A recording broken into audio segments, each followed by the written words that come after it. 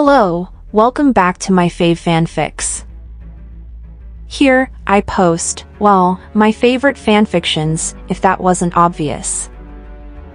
I do hope you'll enjoy them as much as I do. Please like and subscribe for more content. Without further ado, let's get started. Welcome, my dear faves, to the second part of What If Sasuke and Sakura Ended Up in the World of Attack on Titan. All credit belongs to RoseShower for this fantastic fanfic. Link is in the description for those who prefer to read, or want to contact the author. Chapter 4. Among these walls. The walls were massive. They were enormous. Inconceivably immense, reminding her of the tall 10 tails she had faced just a few years ago. That was the impression Sakura first got, undoubtedly reverential at the height. She felt infinitesimal compared to the grand stones, increasing in size the closer she got, growing everlastingly more than what she ever imagined. She stared in wonder, holding onto the lower portion of her abdomen with a stream of green chakra as she kept pace with the horses. Something so huge was hard to imagine, especially seeing it in person. It took a few miles in for her to fully crane her neck up and take a complete view of it. She had seen it from far away, but seeing it so close. How long did it take to build those walls? She knew not. She couldn't imagine anyone taking the time to build it stone by stone. The Hokage faces were one thing, but this was another matter. Not even the Tsuchikage could build something this grand and exhaustive. And that was with chakra and earth nature. But with the inhabitants of this world as civilians, it was almost impossible, she would think. Unless they had one of those huge humanoids build it. It almost hurt her eyes. Her glowing green hand rose to rub them. Any pains hadn't resurfaced since she encountered the last colossi hours ago, and for that she was grateful. She had been afraid the fucked up warping from her world to this one had hurt her forming child. She'd kept constantly healing since she came here, anxious about keeping the embryo alive. The chakra had never faltered, and it was relieving to know, heightening her probing marveling at the barricade present before her. At the very least she could focus better knowing that her child would live. "Do you need to rest?" Quote. Sasuke's voice penetrated through her overthinking and she regarded him quickly, blinking in surprise. Oh, no, it's okay, Sasuke-kun. If you need rest, we can stop. His voice was rough as it always was, but his eyes were gentle. Smiling sheepishly, Sakura shook her head. "No, I'm all right. I feel better. I haven't had any pains since, about 4 hours ago. It would have taken them an hour in total to get to these walls if they had been alone." Their pace had been lackluster because of the eccentric man. Sakura settled on labeling them as both for now, ambiguous since she couldn't tell and she didn't want to be disrespectful if she assumed for them. Hange as they called themselves, kept stopping to talk to her. Sasuke wasn't amused by their antics, and in Sakura's state she wasn't quite pleased either, but she controlled herself because they were just curious. It was a little strange if she was being honest. They spoke to her with utmost glee, and Sakura couldn't understand why. And there was the verity that Hange was far too trusting to help her handle wounds, but it was nice that they allowed her to fix them up. Could it have been for that reason that the people of this world were welcoming them? Maybe saving them from those creatures bid them in their favor. Maybe it was why Hange was so enthusiastic. Sakura didn't know for sure. Then again, she too would have revered in their graces if she was on the verge of death and was saved by someone. When she first ran into them, it was a petrifying sight. They all looked to be struggling. It was a miracle they had survived those things at all. Those she saved were so close to death that there had been 4 full minutes a man had died completely before she kick-started his heart using one of Sasuke's lightning jutsu and a few others that she had to use a lot of chakra for to restore their missing organs. Sakura did the best she could in the conditions she was put in.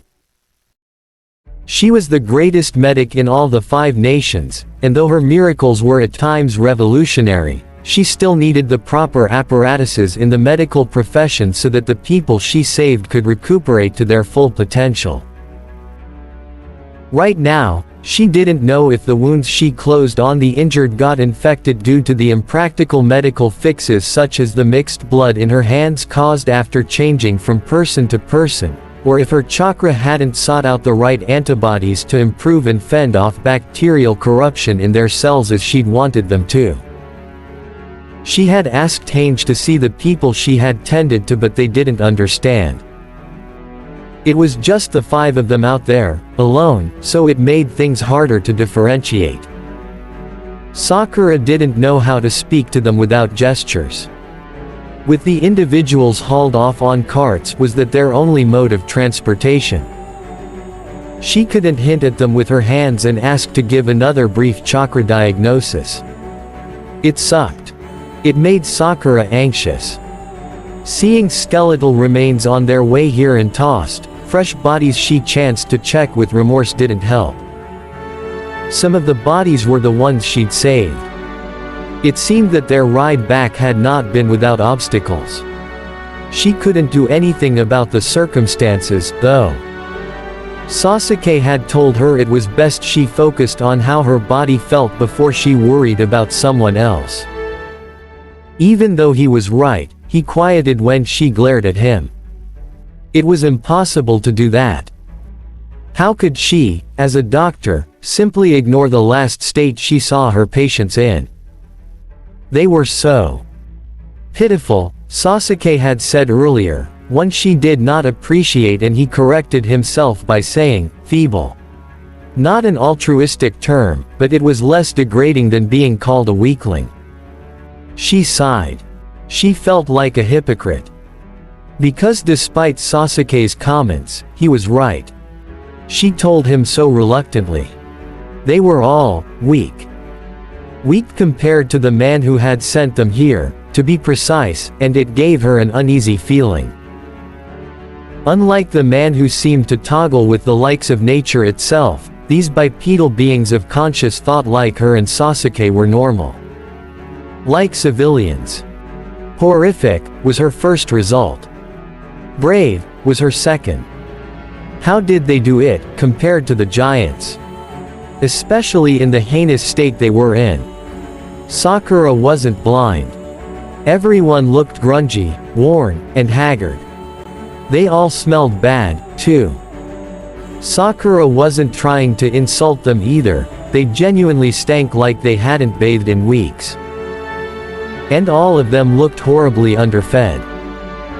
It made them look like the captives of enemy nations she'd had a hand in seeing during her time as Tsunade's apprentice when she'd taken her into T&I, and that thought filled her with apprehensive squeamishness.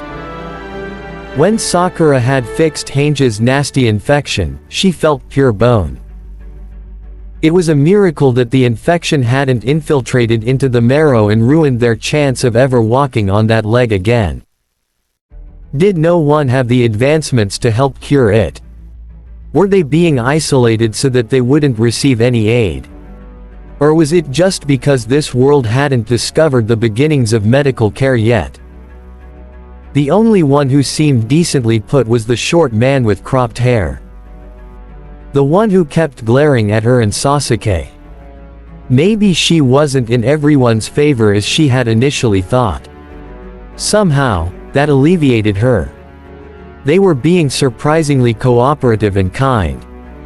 That was more suspicious than the contentiousness emanating from the short man. At least some people had the brains to doubt them.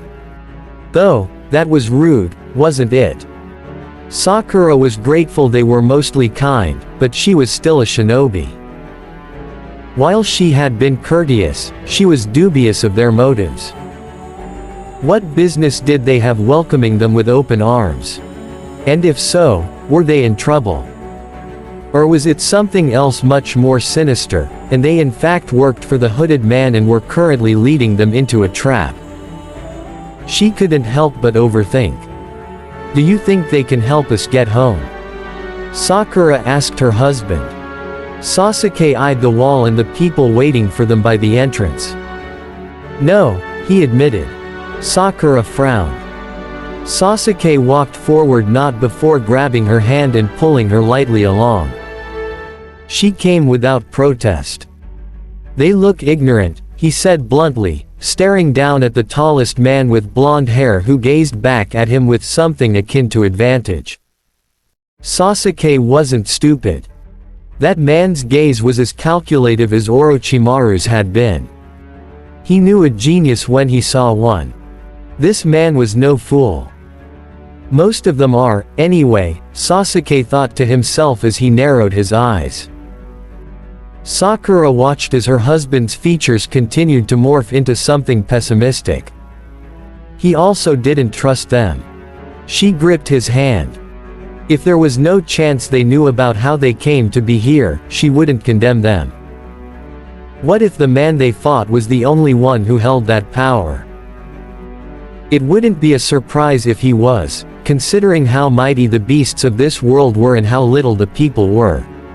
The power dynamics were cruel. She had seen so many new, unique ways to die, and they would have, if not for her hand in preventing their awful decimation. Despite having washed the blood off her hands, she still felt sticky if she clenched them right. How long have they done this? Her stomach rolled with distress. Exactly how much have these people suffered? She faltered slightly, contemplating. She wasn't blind to see that they held themselves just as well, however. The odd mechanical devices that released gas with every twist were a grand spectacle of that notion as she'd seen earlier in their unexpected expedition. The gear carried metal blades that must have been made from exquisite material if they cut as well as they did, especially to the tight trapezius muscle of the neck belonging to something so large. They needed the angle and strength for it too, and they were more than capable. There was also the means of those wires that propelled them into the air, and there were specific mannerisms in which they'd acrobat in such high places. Everything in those movements needed the right amount of balance, potency, agility, and speed. They were strong, but were they strong enough? More of them would have died if not for. She leaned onto Sasuke closer, melancholic. Some were so young. He gazed at her curiously but said nothing. Her face was blank in thought. She shouldn't care so much so early. But truly, seeing them so dehydrated and food barren, it made her heart clench. Hange edged closer to them, no longer on their horse but walking with it, holding the reins. "Hey!" they exclaimed, never dropping their lanky smile. They proceeded to tell a jibe of incoherent words of their language that Sakura didn't understand. She understood the concept of some, like what grass and the sky were called, but that was only with a forthright tongue. She was not close to figuring out the terminology or pronunciation of their language. It had only been a few hours. Hange understood very well the look on her face she wasn't aware she was expressing, and so they motioned off. When she followed their hand gestures to a group of men standing off to the side from within the approaching entrance decorated with an insignia of a woman just above, she realized they were wearing similar uniforms. They too had those devices strapped to their hips, but they sported what looked like roses on their persons where wings should have been. Different stations then. Regiments, perhaps. Like back in Konoha. Genin, Chunin, Jonin, etc. Or was this a foreign village? She doubted it. They dressed too similarly for it, and they seemed to know each other. The tallest of the three strangers talked with one of them jovially like he had always belonged there. The others stared at them with judging stares. One was blonde and waggling around, catching her eye. His rather pale face was reddened, and he held a bottle of something that smelled like alcohol. He slurred some words out loud, erupting with a lousy smile that inched closer and closer. Sakura raised her hand for a greeting but dropped it when Sasuke stepped in front of her and glared down. The man gawked and jumped back, rattling with abrupt fear. Sakura rubbed her temples in agitation when she felt Sasuke's killing intent leak and physically felt the others stiffen. The look on his face was something she had seen often in her travels with him.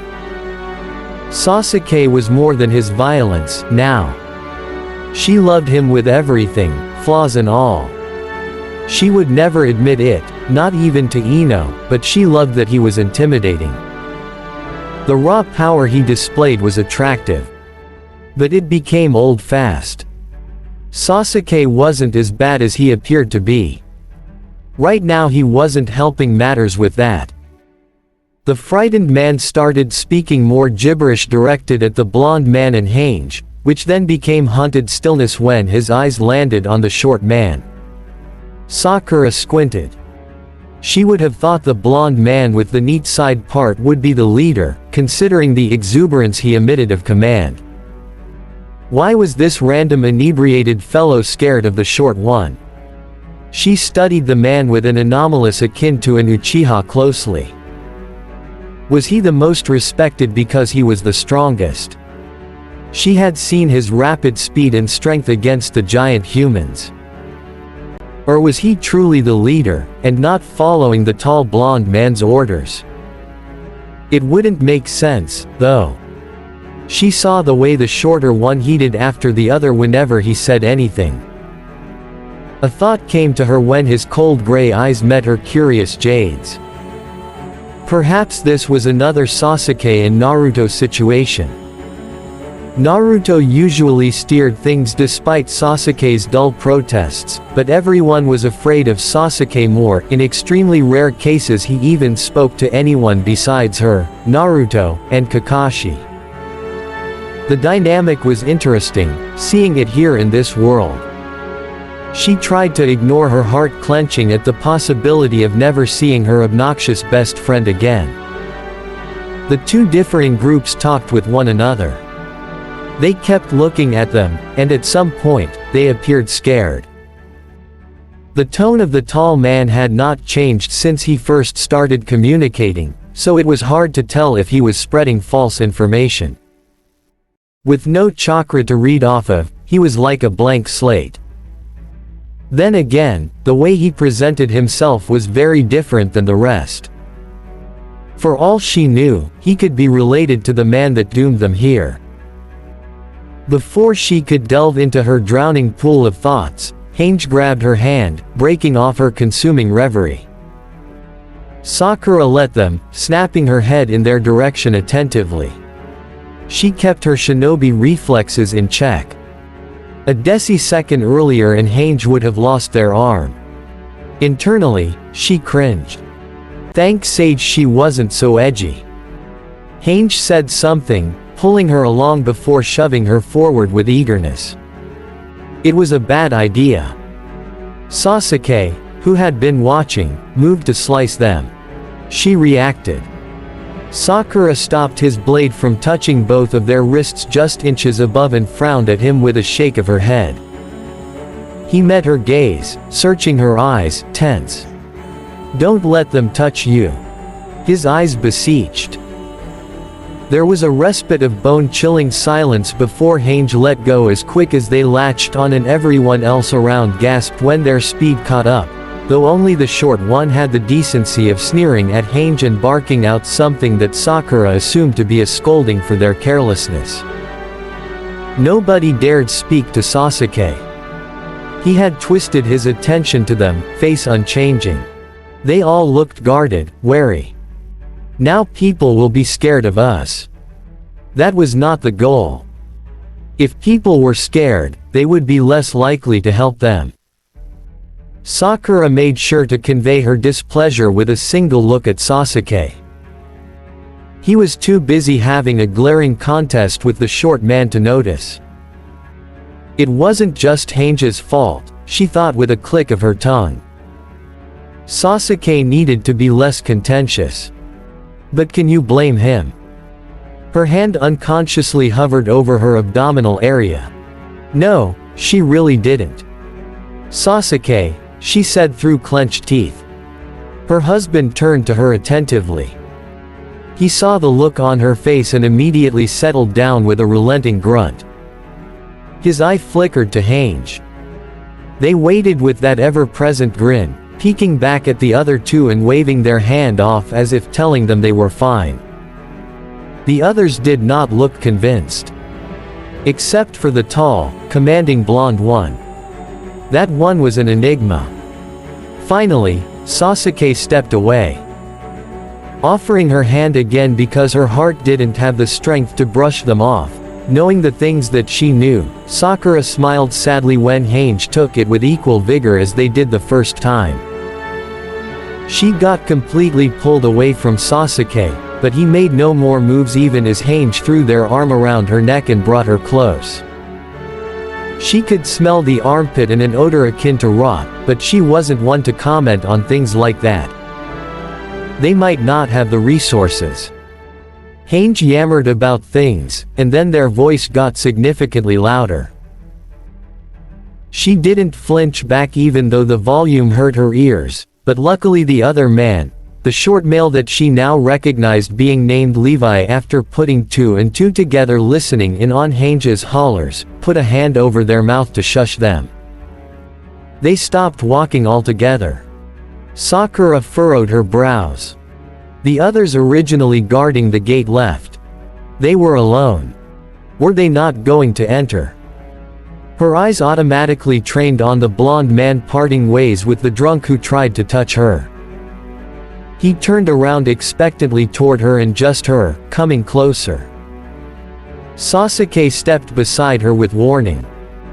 The blonde man arrested at a respectable distance when he caught sight of it. He looked unbothered.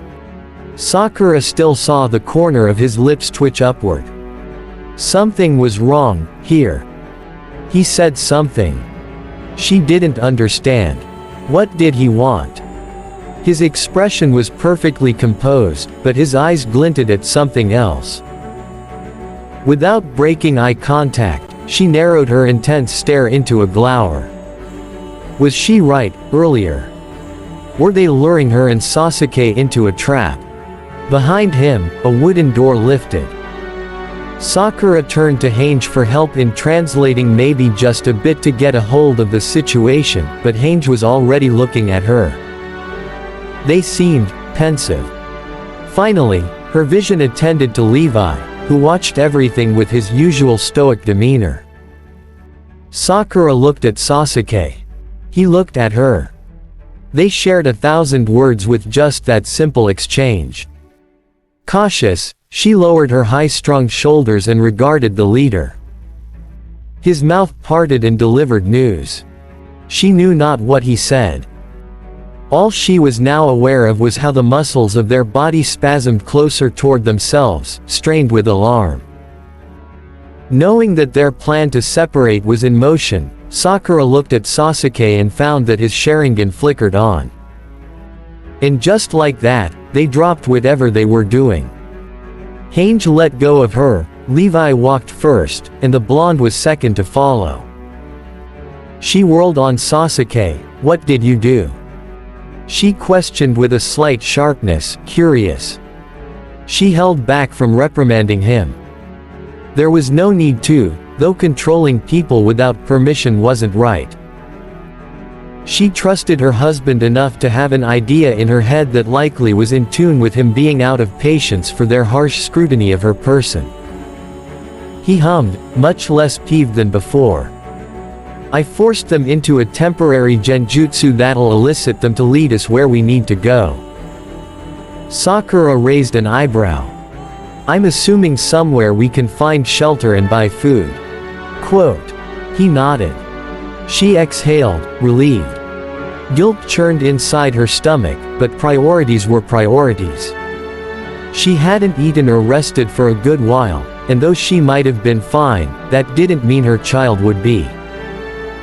She needed to be careful not to jostle the tiny ball of hope.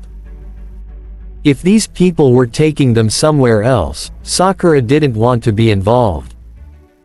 She came here to get food and go. So did Sasuke. Yeah. Okay. You didn't find anything about. Quote. No, he said. The genjutsu proved fruitless in their memories. They know nothing. His expression looked slightly grave. There is no point in following them for anything other than the basic necessities. Sakura slumped. Oh. Well, at least we're within civilization. She moped, putting a hand over her abdomen. Sasuke grabbed her free palm and began walking, following after the silent strangers under his influence. When they stepped through, the light shined on them again. The sun's rays were unrelenting, unforgiving. And Sakura's eyes widened slightly when she saw how many people gathered around them in a flowing line on each side. They all looked. They began to cheer. Her chest tightened. Sad. Opening square bracket dot. Dot. Dot closing square bracket. They walked and walked until they disbanded in the middle of a marketplace.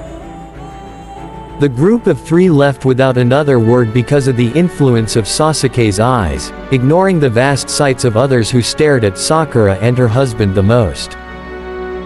Just as quick as they looked, however, they turned away. Sasuke had placed a light genjutsu on them so that they didn't draw attention, and their curiosity was sated when the people saw that it was just ordinary look-alikes hanging around. If Sakura was honest, this place was deeply disheartening to look at. Everyone either had a musk of poorly hidden bodily fluids, hinting that they too had not bathed, or they looked murderous, covered in rags that did nothing to block heat or cold. A lot of people looked hungry too, and some that she caught the eye of were seconds away from pouncing. It made her sad. She saw many children with happy smiles running around, but they were pure bones lathered with skin. Some kids were working barefoot, carrying sacks much too large for them. The sun was hot, and she was sure the ground was boiling. She sighed. Brooding on their living conditions wasn't helping anybody. If by some chance she could. You're sad, her husband pointed out bluntly. Sakura regarded Sasuke with that same heavy frown. Quote. Maybe, she mumbled, locating the retreating backs of Hange, Levi, and the tall blonde. They were at a noticeable distance now that she had to use chakra to enhance her eyesight for a better view. This place it reminds me of the land of waves before. Remember? Quote. Sasuke said nothing. He answered her a few minutes later. I remember. He eyed her, thinking. Quote. Do you want to help them? Quote. She blinked with surprise. I don't think we have the resources yet to do so. And besides, we're trying to find a way back home. Trying to change how things are might do more harm than good. Their society could be different than ours. And we shouldn't draw too much attention to ourselves. She grimaced. It was making her itchy to be here. She needed to do something, but she had no right to. Maybe people were happy. She was intruding. You don't believe that, he expressed brusquely.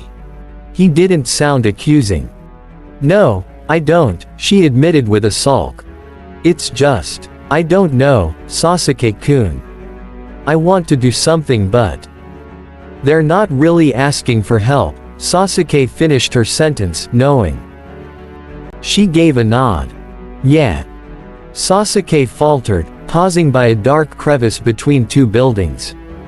The people passed by them without a second glance. Many were, at the start, he pointed out. She clenched his arm. but not asking help from us. From Hange, Levi, and the other man.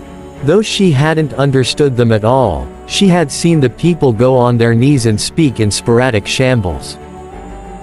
Some cried, and others sounded them with violent proclamations. The crinkles on their expressions conveyed pure desperation, and their loud screaming was fueled with pure agony as they clung with their hands to the three leading them away, not sparing those groveling at their feet a glance. Sakura could not get their wails or tears out of their mind. She had seen a woman on the floor too, clinging to a sawed-off hand. Sakura's eyes hardened. Who cared if they didn't ask for help? They needed it, and she was going to do some good here even if it would be the last thing she did. Commander, Sasuke included oddly. Their language. What's that? Sakura asked, perking up, feeling reinvigorated now with a better purpose. Leave it to Sasuke to learn faster than she did. The other one's name, he lightly teased, looking at her blankly. He looked resigned, too, like he knew exactly what she was thinking. Oh. Yeah. Commander, she repeated, testing the waters. It was accented. You were keeping track? She asked him while she put an arm with his. He grunted in assent. They were loud. Except Levi. Except that one. Sakura faced forward and locked eyes with a drunk man simpering her way. Other men looked as well, all with unpleasant intentions written all over them. She wasn't afraid. No, she was far too busy trying to figure out a way she could help these people. The one thing she was good at was healing. Maybe if she started a small, quick business. But that would require somewhere to be in a week at most of being here. She wasn't looking to make a living here. Screw it, she thought to herself, clenching her jaw. She wouldn't be here forever, so however much she was stuck here, she'd put in time to help everyone. It was the least she could do, and she wasn't going to leave anyone behind if they were in need. Honey. Sakura called. Sasuke tilted his head. She looked at him with a stern expression. Sasuke seemed to know. He gave a glance around, narrowing his eyes at the few men Sakura saw lusting after them. Not even a genjutsu kept them safe, did it? What's the plan? He asked finally, pulling her into the alleyway. He waited patiently as she took a second to ponder her answer. She crossed her arms, frowning. We don't have the resources to help these people, but I'm a medic first and foremost. I will look for a job as a doctor. I'm sure there is one around, someplace, she muttered, looking at him with big eyes. The ideal method was to steal. But Sakura had seen enough. She would not steal from people who clearly needed their earnings. Sasuke nodded. That's not a bad idea. The only problem is the soldiers we saved. If I disperse the genjutsu, word will travel around and get to them. Henge, Sakura pointed out. Sasuke felt a little stupid. Okay, he agreed. We need to mimic their language. Oh. She forgot about that. Is there a way we can? She asked carefully, thinking. There weren't many options for that problem. Leave that to me. It'll take me a day at most to get what I need for it. Sakura nodded, unsure how he would but not in the mood to question. If he said he could do it, then he could. And if he didn't, that was okay too. Trying is what matters. Okay. I'll look around and scope out anything relating to something medicinal. I may not understand their language, but I'm not blind. I know there must be a facility somewhere, even if it might be underfunded. Okay, Sasuke blandly relented. I'll do so as well. I'll search the left, and you search the right. If we find something, we raise our chakra." Sakura exhaled, squeezing his arm. "All right. If anything happens, I'll let you know, okay?" She leaned in and kissed his cheek, lingering. When she pulled back, his eyes were soft. "Okay," he said, the only loving tone he ever used just for her. "Be safe." She let him go. "You too." And they were off. Opening square bracket dot. Dot. Dot closing square bracket. Sakura walked for several hours, learning about the people. She had yet to grasp the language, which frustrated her, but it wasn't like she was a computer that knew all. Besides, if she couldn't find out where exactly the doctors were because every building looked almost the same, then she could do something better. Make a directory. She took note and made an improvised map of the place, using a parchment of handy notebook paper and a charcoal pencil she found in the small packs attached to her backside. A simple map would be enough. If not, she could always perforate the ground using her fist and filter it with chakra to know her way or climb the tall walls and sketch a nice outline of it. Then again, she wanted to keep her reserves as high as she could. Despite having more than enough, more than her dear Shisho at this point, she could never be too careful. She might need it. She sent small sparks of her chakra now and then to Sasuke so that he knew that she was doing fine. He would do the same occasionally, and she was more at ease every time. Sasuke could take care of himself just fine, but she was a worrywart at heart. It became late into the evening when she discontinued pivoting around in the shadows. She stepped out of a small gap between the buildings, never letting up on her prudent henge, and walked freely in the night.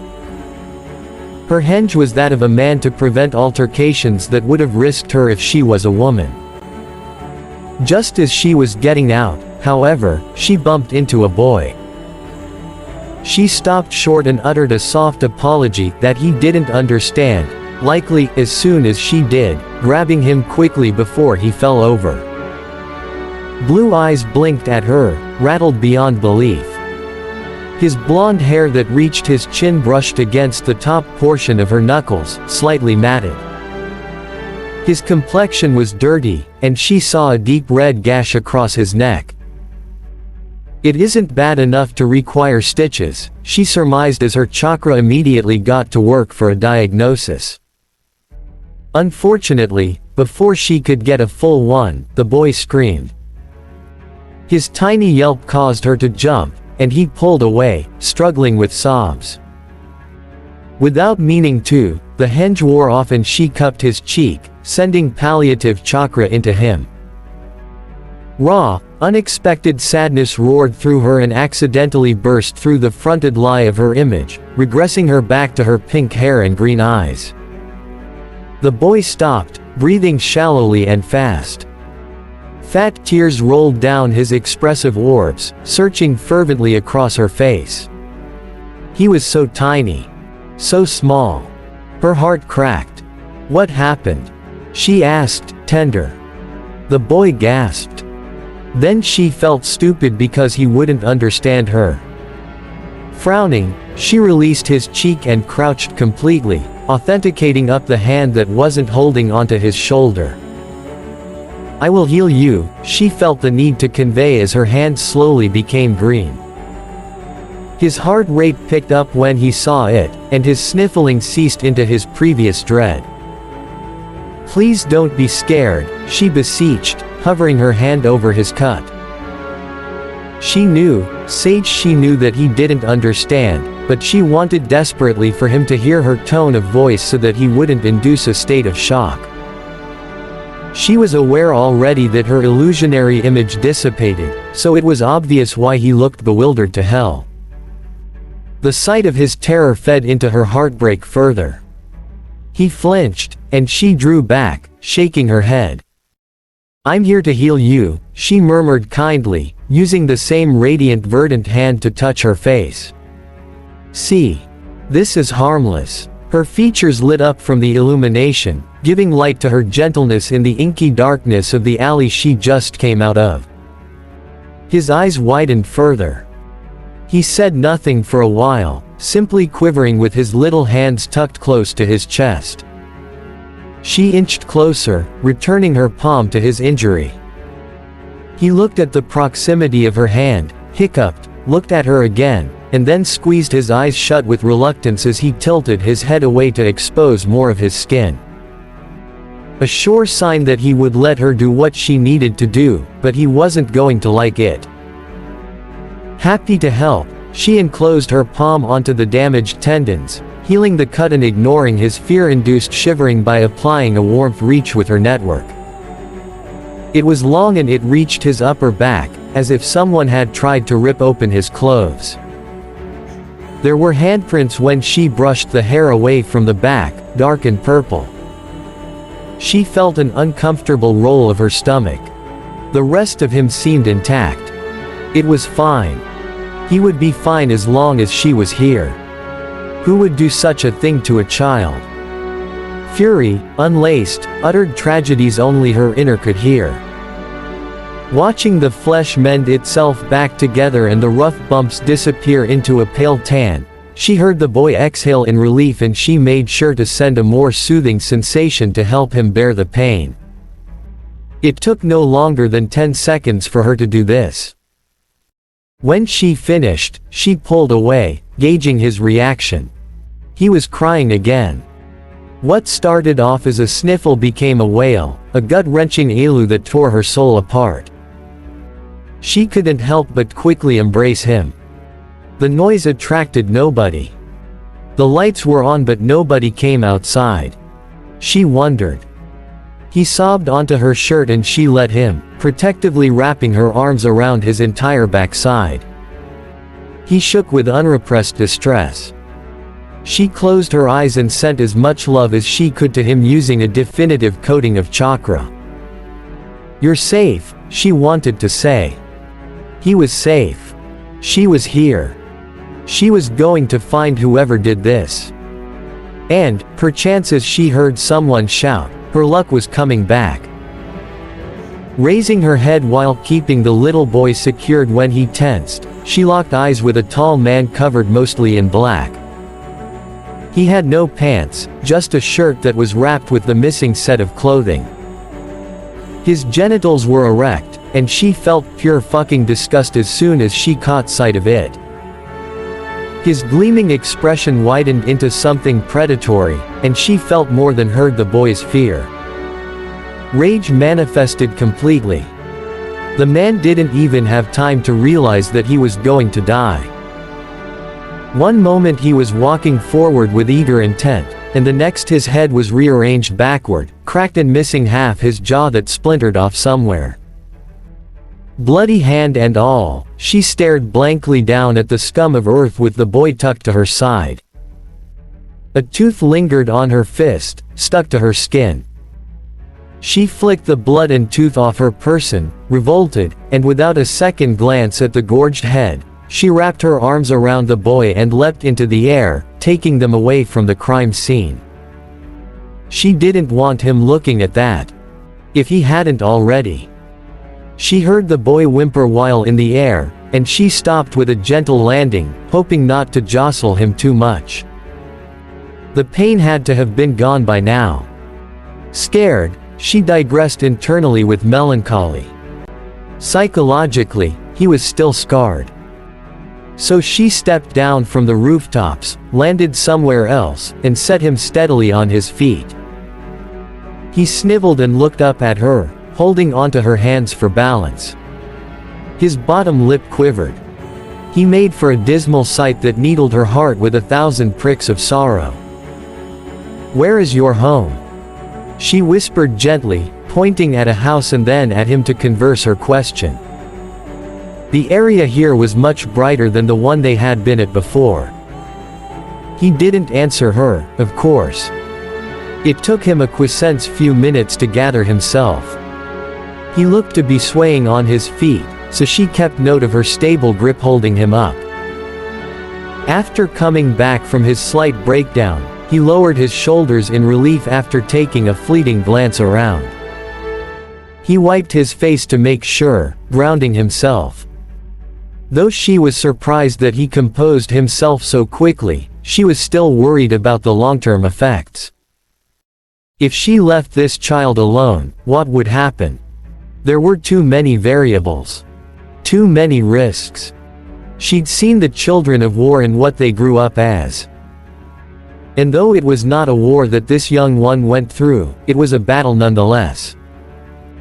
One he could have died in, or worse, lived with the consequences if she had not been there. She thought of her unborn child and shuddered. She wasn't going to leave him alone, not until she found his guardians. He looked back at her again, this time scrutinizing her hands. He tilted his head, and she caught onto the flushed rugburn forming around his eyes. She hastily healed the irritated skin, swiping at them quickly. This seemed to confuse him. Sakura made the gestures to her question again, poking his chest and cupping her hands into a triangular shape meant to display a home. He shook his head, crinkling his eyebrows as if he was having a hard time deciphering just what she meant. What she didn't know was that he was trying to figure out if what he had seen her do to him was real. He had never seen someone with glowing hands before. He had never seen someone with green eyes before. He had never seen someone with pink hair before. He had never met someone who spoke something different. Something clicked, right then and there. Then, when she thought he was finally shutting down after such a traumatizing ordeal, the boy perked up upon noticing something behind her. Sakura turned to look, curious, just to find an illuminated house with shut curtains. A man with a suitcase and glasses was slowly walking up the steps to it, lagging and fatigued. The little blonde boy eagerly tugged at her arm without any notion that he had been scared of her before, chattering whatever he could while motioning to the man. Cautious, she grabbed onto the child and jogged her way over, looking for any threats. When she stopped, the boy yelled something out. A name, she thought, because the man with the lowering hat turned around, alarmed, and then froze at the sight of them. She thought she saw recognition behind his confused spectacles. No, she paused. Perhaps not recognition. Fear. He saw her without a hedge. Honestly, she wasn't too worried about it. The little boy looked at her and she took it as her cue to put him down, which she did. Never taking her eyes off the man because she wasn't about to let some stranger take in a child, she carefully guarded her expression into something threatening. The man looked disturbed, wildly confounded, glancing from her to him as the small bundle of rainy sunshine bowed his head, talking erratically. She lingered, observing. She would interfere if he did anything. Thankfully, the man did nothing weird. The man then did something she hadn't expected him to do. Thank you, the man tried, slurred and very much accented like he was testing out a language. But she understood it. Her eyes widened. You can speak it. She said so quickly, holding out hope. This man blanched. Was he afraid of her? If he was, why speak to her? Did he think she hurt the child? Why did he change emotions so suddenly? Closing parenthesis. I healed him, she blurted out, glancing at the kid studying her warily. I'm a doctor. He was attacked and I helped him, she continued, searching his face for any signs of hostility or miscommunication. There was a chance he wouldn't be able to understand her completely. There were none. Just acceptance. For what, she wondered. Closing parenthesis. Breathing a sigh of what appeared to be a relief, he charily looked around before facing her again. He palmed for the pocket on his coat, taking out a handkerchief. He eagerly wiped at his perspiring forehead. Thank you, miss. He trailed off. His tongue was horrendous. It was clear he had spoken it before because he knew the differing soliloquy, but he needed more practice to get the inflection right. She contemplated telling him. Her eyes reunited with the boy's own, catching his imploring gaze. Sakura, she replied eventually.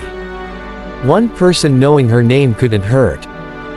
Not if this boy trusted them enough to linger around with comfortable, curious tranquility. He nodded, rubbing his temple. And you, the SC, Scouts. Scouts.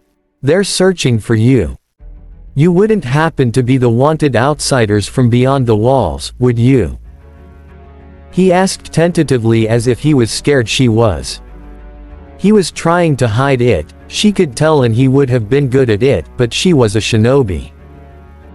She noticed every little thing, including the dread that ate away at his nonchalant facade. She didn't know why.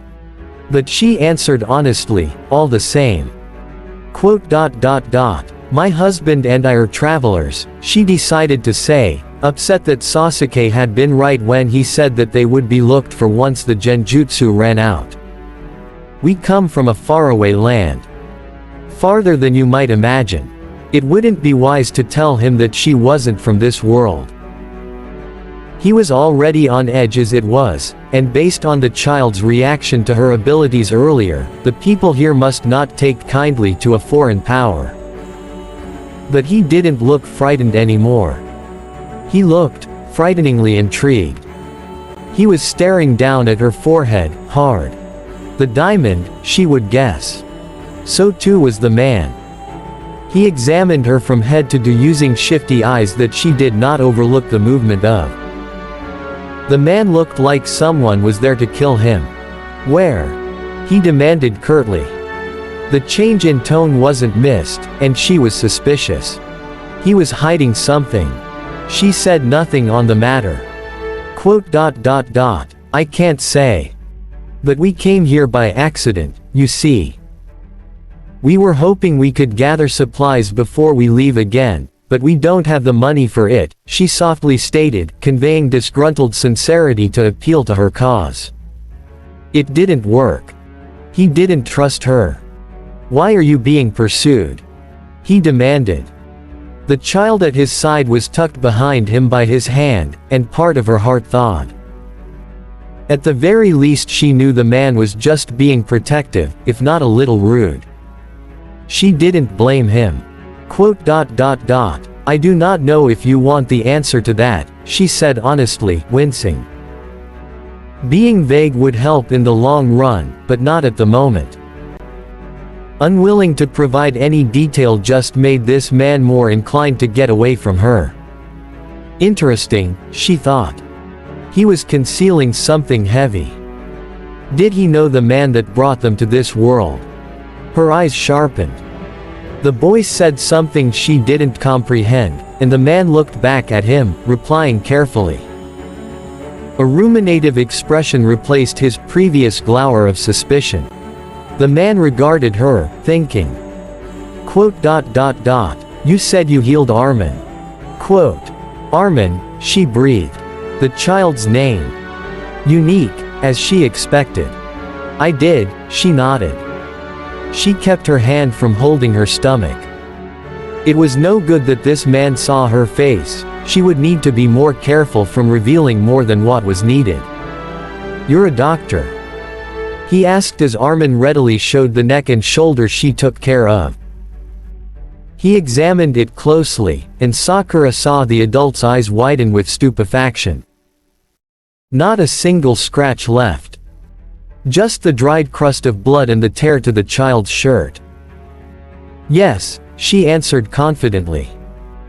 The man finally looked at her, properly, without his air of fear or affliction. If I ask you something, will you attack me? He asked, and wasn't that a weird fucking thing to inquire about? Sakura gave nothing of her perplexity away. No, I will not attack you just as long as you do not harm innocents, she answered candidly, memorizing his mannerisms. Something was wrong. The man licked his lips and straightened. A haunted, wistful-like haze shone across his eyes, glossing over. He stayed silent until Armin made a noise of confusion that sprung him up, spiking with sweat. Whatever he may have thought of wasn't a pleasant memory. He looked like a ghost. A swelling shell. She wondered if he had been through war. His throat moved, bobbing as he swallowed the thick pool of drool. Are you a part of Marley? His voice was nothing but a wisp. Barely even heard, it was that low. His expression became one of awaiting dread, facial muscles twitching. She didn't know what that was.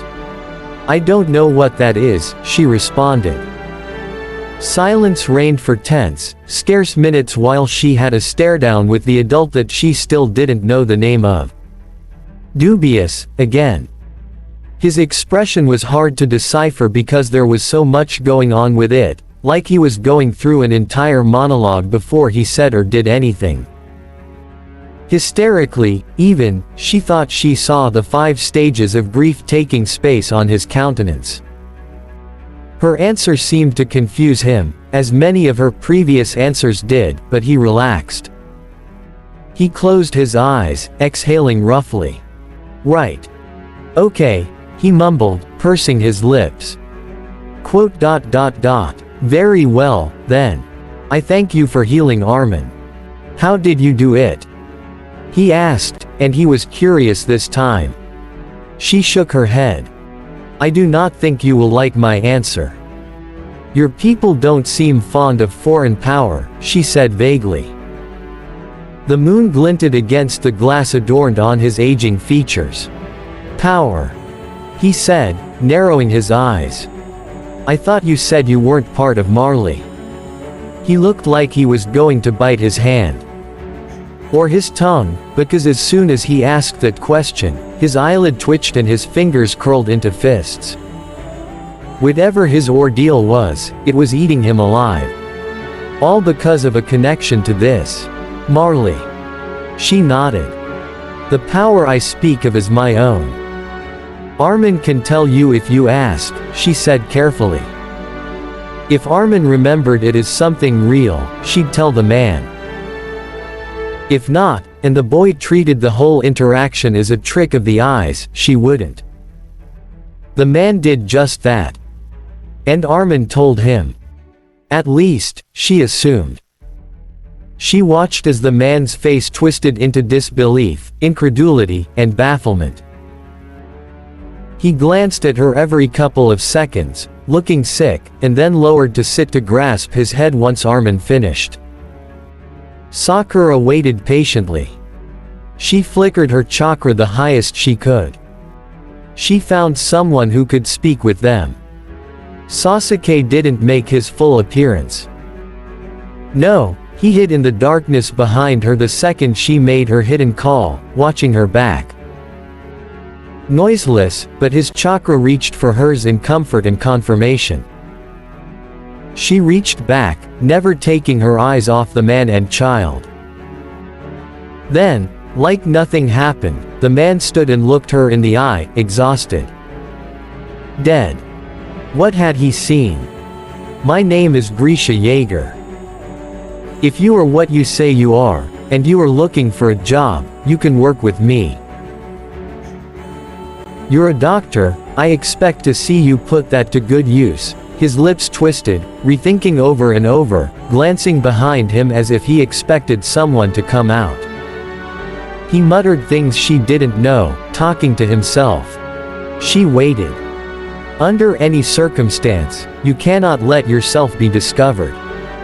There are particular rules here and there are already rumors circulating of your existence. The new commander of the scouts told the garrison and the garrison had spread the news like flies. You are not safe, not if the news has already reached the king. He looked resigned to his fate. Helpless. Slightly, It made Sakura regret. Before she could tell the man that he wasn't forced to help her, her husband intervened. "Very well," Sasuke intoned out of nowhere, and the man chilled. Armin had run to her, hiding behind her legs. Dropping from the tiles on the roof, Sasuke emerged from the shadows and made himself known, stepping next to her. His tall figure leveled with the quivering man on the verge of emotional collapse, ambiance vibrating with the emptiness of the void. Grisha was shaking. Threatening, Sasuke flashed his Sharingan.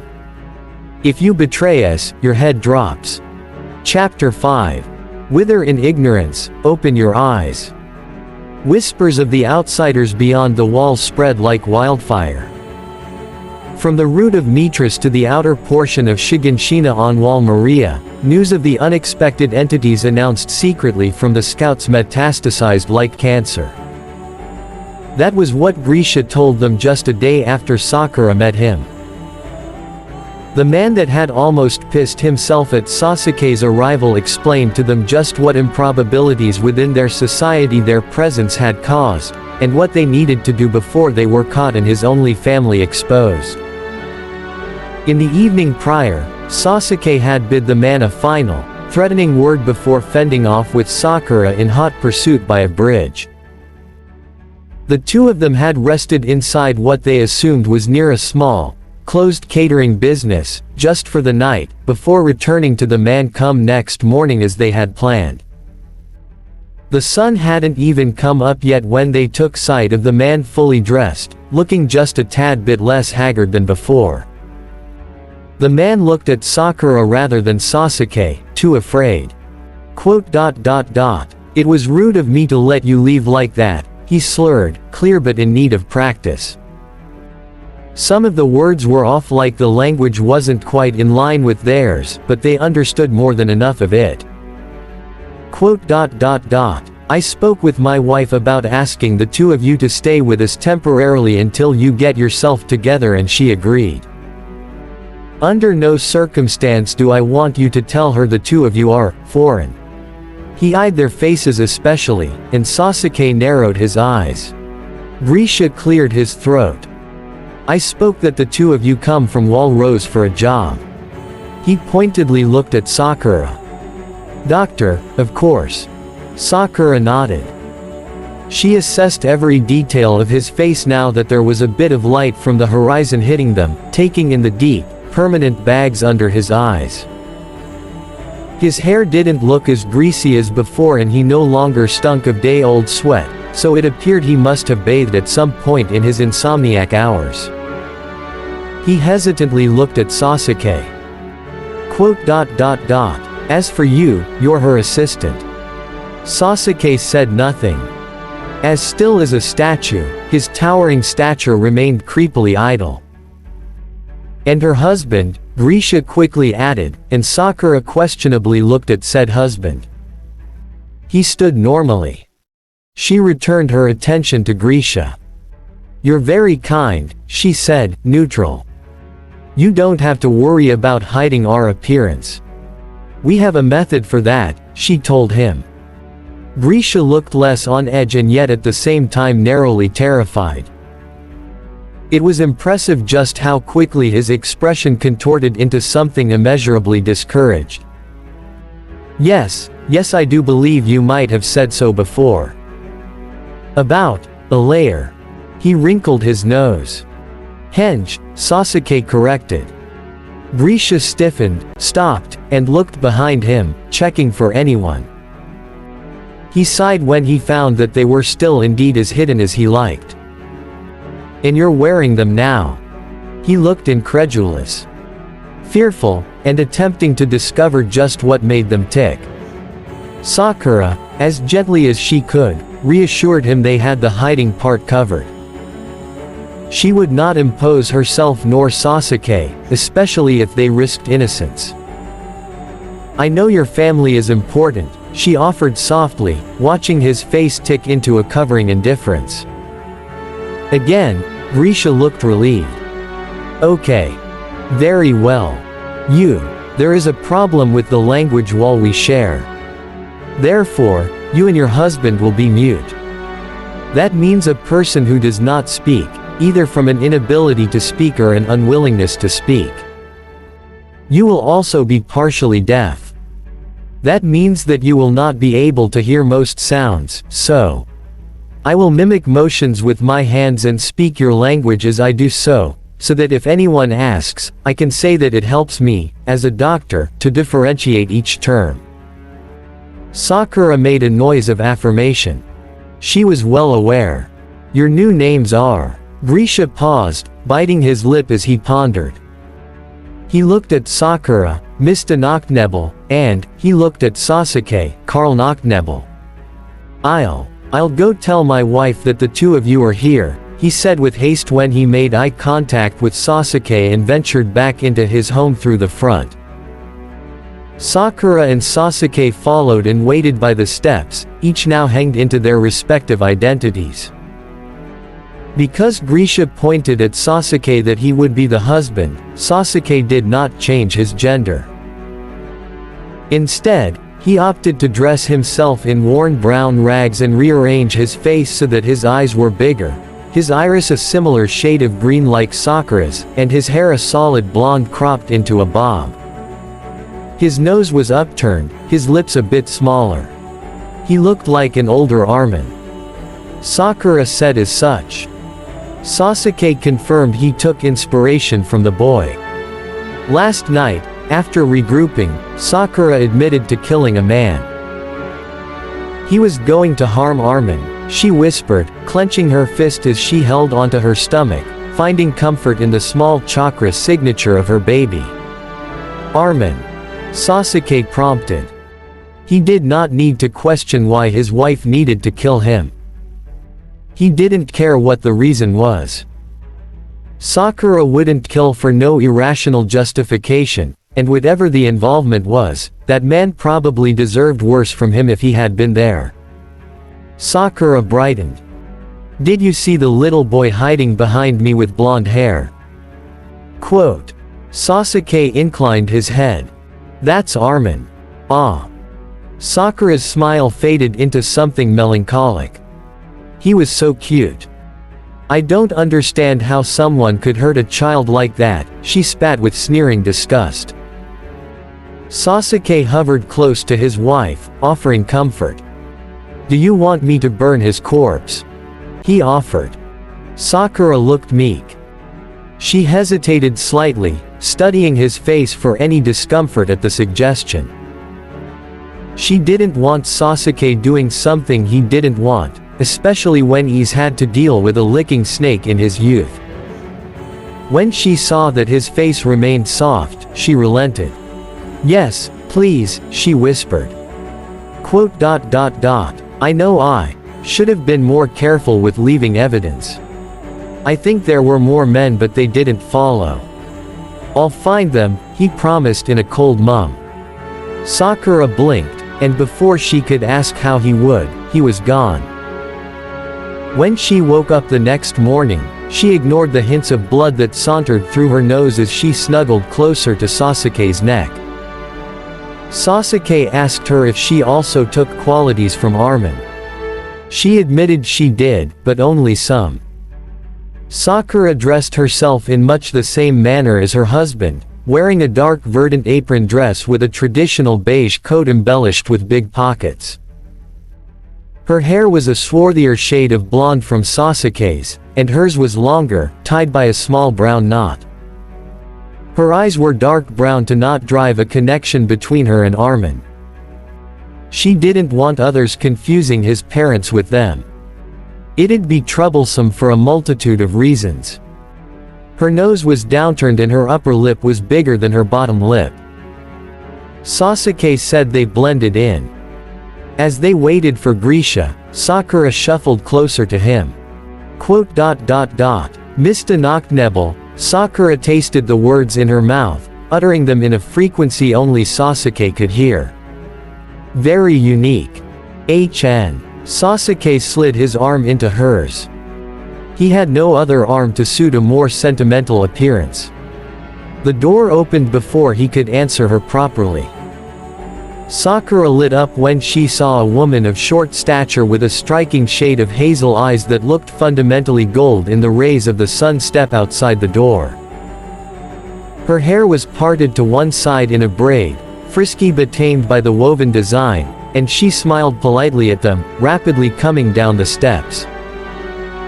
Sasuke subtly tugged Sakura closer when the woman exclaimed something energetic, eyes alight with vigorous salutations as she offered a hand. Sakura took it. The woman's hands were rough and very wrinkled, likely from laborious work. They felt damp, too. Maybe she had been washing something. Her strength was firm, and Sakura caught the jump in the woman's eyebrows of surprise when Sakura's grip didn't falter under her command. Internally, the pink medic winced.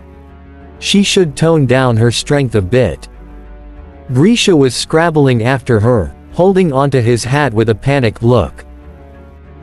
It changed into a sheepish one when his wife turned to look at him questionably, letting go of Sakura's hand, pointing at it with an appraising hum. The Uchiha couple waited for them to finish interacting before a dawning abrasion manifested on the woman's features. Abruptly, she grimaced. Confused, Sakura looked between them. What happened? Did she accidentally hurt the woman? She hadn't heard any bones crack. Sakura saw more than heard the laments in her tone. Grisha's wife bowed in respect, straightening while holding her head as a self-criticizing sigh came out of her lips. She's sorry, Grisha said with slight nerves moving around his fingers in odd gestures that resembled some similarities to sign language, and Sakura smiled kindly at both of them to let them know there was no harm done. Sasuke remained idle, neither mad nor relieved. They said nothing, again, following their script. She also says her name is Carla and that she's happy to take you two in. The supposed doctor revealed, and Carla, Sakura found her name endearing, looked at Grisha with narrowed eyes. Grisha winced. She asked him something. Grisha shook his head, pointing downward, and Carla's countenance evolved into a grim understanding. Lovingly, Carla reached out and placed a warm hand on Sakura's forearm, whispering something. She shot her husband a look, and Grisha translated. She says she will not tell anyone that you are from the underground and that she will not force you two to speak. Your alias coming from Wall Rose will not be revoked. His eyes were pleading with them not to ask. So Sakura didn't. She filed that question for later. Sasuke narrowed his eyes but he remained behaved. He probably had more questions than she did. Carla said more. Grisha cleared his throat. She says if you need anything, to show her. He dropped his arms, seeming to think. For a man who pretended to move around his hands, he sure knew how to grasp some components of sign language. Sakura nodded, smiling at Carla. Bringing Sasuke's arm up, Sakura jumbled their intertwined limbs as she placed her hand over hers, and they seemed to find a liking kindness because Carla's jovial mannerisms returned. She tugged Sakura close, offering to show her their home, and Grisha watched, translating for Sasuke's sake. The brooding Uchiha supervised them both like a pouncing hawk, keeping dutifully close to his wife. He also looked around and Sakura caught him lingering in a specific corner. When she diverted her attention in the same direction, she saw a peeping child step out with a confused scowl on his face. The boy's eyes were a deep verdant, his hair a tint of brown that became velvety highlights in the wake of the sun. Behind him emerged a girl slightly taller with quiet, somewhat hollow features. She looked like an Uchiha, almost. Her hair was a slightly muted shade from black and she adorned a white dress in contrast to the brown clothes of the boy. Around her neck was a red scarf. The coat she had on looked washed out, beige mixed with pink. Sakura, stupidly, for a second, imagined that they could look like her child one day. Maybe a boy. Maybe a girl. They looked nothing alike, of course, but the color scheme had Sakura holding onto her stomach with a likeness to emotional fever. It was a very intense feeling. The boy walked up to his parents, Sakura assumed. He asked a question, severe in tone, narrowing his eyes at them both, especially Sasuke. The girl was one step behind, her eyes as cold as stone. She gazed upon them with open suspicion, though she wasn't as vocal with them. Sakura studied her tense posture. Not quite ready to spring an attack, but angled just enough to shield the boy. She looked at Sasuke. She's protective. Sasuke looked at her. So am I. Looking away, she regarded the girl again. If possible, the girl's intense orbs further intensified. Sakura's lips curled, slightly sad. What had happened to her for her to need to impose herself warningly? Sakura remembered Armin. Her heart shriveled. Of course. With as much sincerity as she could show, she reached gently for the girl. The girl didn't take her hand, but Sakura wasn't bothered. Her palm moved in the sign language she learned in Konoha's history books, curving her fingers into the complicated kanji. "You are strong," she wrote. The girl's cold gaze did not waver. But she seemed to understand, as she finally moved her attitude onto Grisha, who remained talking to his wife with Sasuke looking around. All Sakura did was wait. Finally, after 10 minutes of standing around, Carla dragged her toward the small dining table. Sasuke followed in tow, but Grisha cleared his throat, grabbing his arm to ask for a private conversation. Sasuke looked at him, at the hand that touched his arm, and then at Sakura. She inclined her head. Sasuke withdrew from Grisha's hold and followed after the man. Carla took the opportunity to rush the two children to the table. Both of them opted to sit on the opposite side, staring her down. Amused, Sakura smiled at them. They did not smile back. The girl stayed quiet, but the boy turned his head to look at his mother coming around with a tray of 3 bowls of food to shout about something. Carla pulled at his ear in light scolding, and Sakura sighed wistfully. Would her child have an attitude like Sasuke's or an attitude like hers? She hoped the baby was more like Sasuke. Sakura wasn't nearly as tame as he was. When Carla set the bowl down, Sakura captured her hand in a grateful gesture. There was no other way she could demonstrate it, and the action earlier truly appeased the woman. The mother with warm eyes smiled back, brighter than before.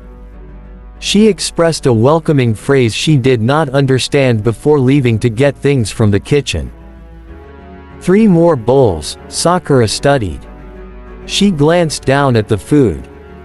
2 scrambled eggs with a side of oatmeal. Not the worst combination she's eaten, in all honesty. Anything beat the food pills she had been taking. She hoped the baby wouldn't make her throw up the food. So far it had been tame, but once the second trimester started, Sakura would not be having a good time. The first trimester was tame compared to the last 2. She prayed she would not hinder her husband too much. She had already finished her bowl by the time Sasuke came to sit next to her on the table. Grisha was having a quick bite to eat, shoving some of the food into his mouth before running out the door with a suitcase. Sakura saw Carla shake her head. She told something to the 2 children, and the boy was the first to get out of her seat to walk away. The girl stayed seated, glancing at the boy and then at the boy's mother. Carla perked up. "Ah," she breathed, standing to put a hand on the girl's shoulder. "Mikasa," she expressed. Sakura pretended she couldn't hear. She did furrow her brows, and Carla attempted to mouth out the name. Sakura shook her head, presenting she did not understand. Grisha's wife slumped, saddened, but she was quick to recover by putting the emptied bowls away as the little girl followed after the boy who seemed to be in a hurry to leave. The two children left, Carla remained to wash the bowls, and Sakura rose from her seat. "I'll help her clean," Sakura whispered to a still-eating Sasuke. Sasuke made no acknowledgement he heard her, except for a deep hum. The pregnant medic came close and startled the woman. Oh. Right. She needed to make her steps audible. Sheepish, Sakura made to grab a bowl and the towel, looking at her for permission. Carla looked sad for a moment. She shook her head, grabbing the plate back. She pointed back at Sasuke, expressing a gentle mothering. Whispered words. Sakura did not understand. But she did sit back down, next to Sasuke, content to wait. It was all they could do at that point. Opening square bracket dot. Closing square bracket. A week passed with the two invaders inside his home, and Eren still didn't trust them. Mikasa had grown to accept them at that point, but Eren refused to believe they weren't there to kidnap them both. Or Armin. Eren wasn't sure what exactly happened to his best friend for him to be so jumpy lately, but every time he invited him over to have lunch at his home, Armin refused. Because Eren didn't know why, he decided to place the blame on the weird strangers who were causing Armin's discomfort. They were too silent. They walked like they were made of air, something Mikasa had pointed out one night in his return after Eren got up to tinker in the installed outhouse in the back. He had seen the man standing emptily in the darkened pits. He was like a statue, and Eren swore his eyes were glowing red. He had sneered and called him out for being a freak at the same moment, uncaring if he woke anyone up. It seemed, however, that the shout got his attention and Eren glowered. The blonde man with his ridiculous haircut just blinked at him, looking down at him.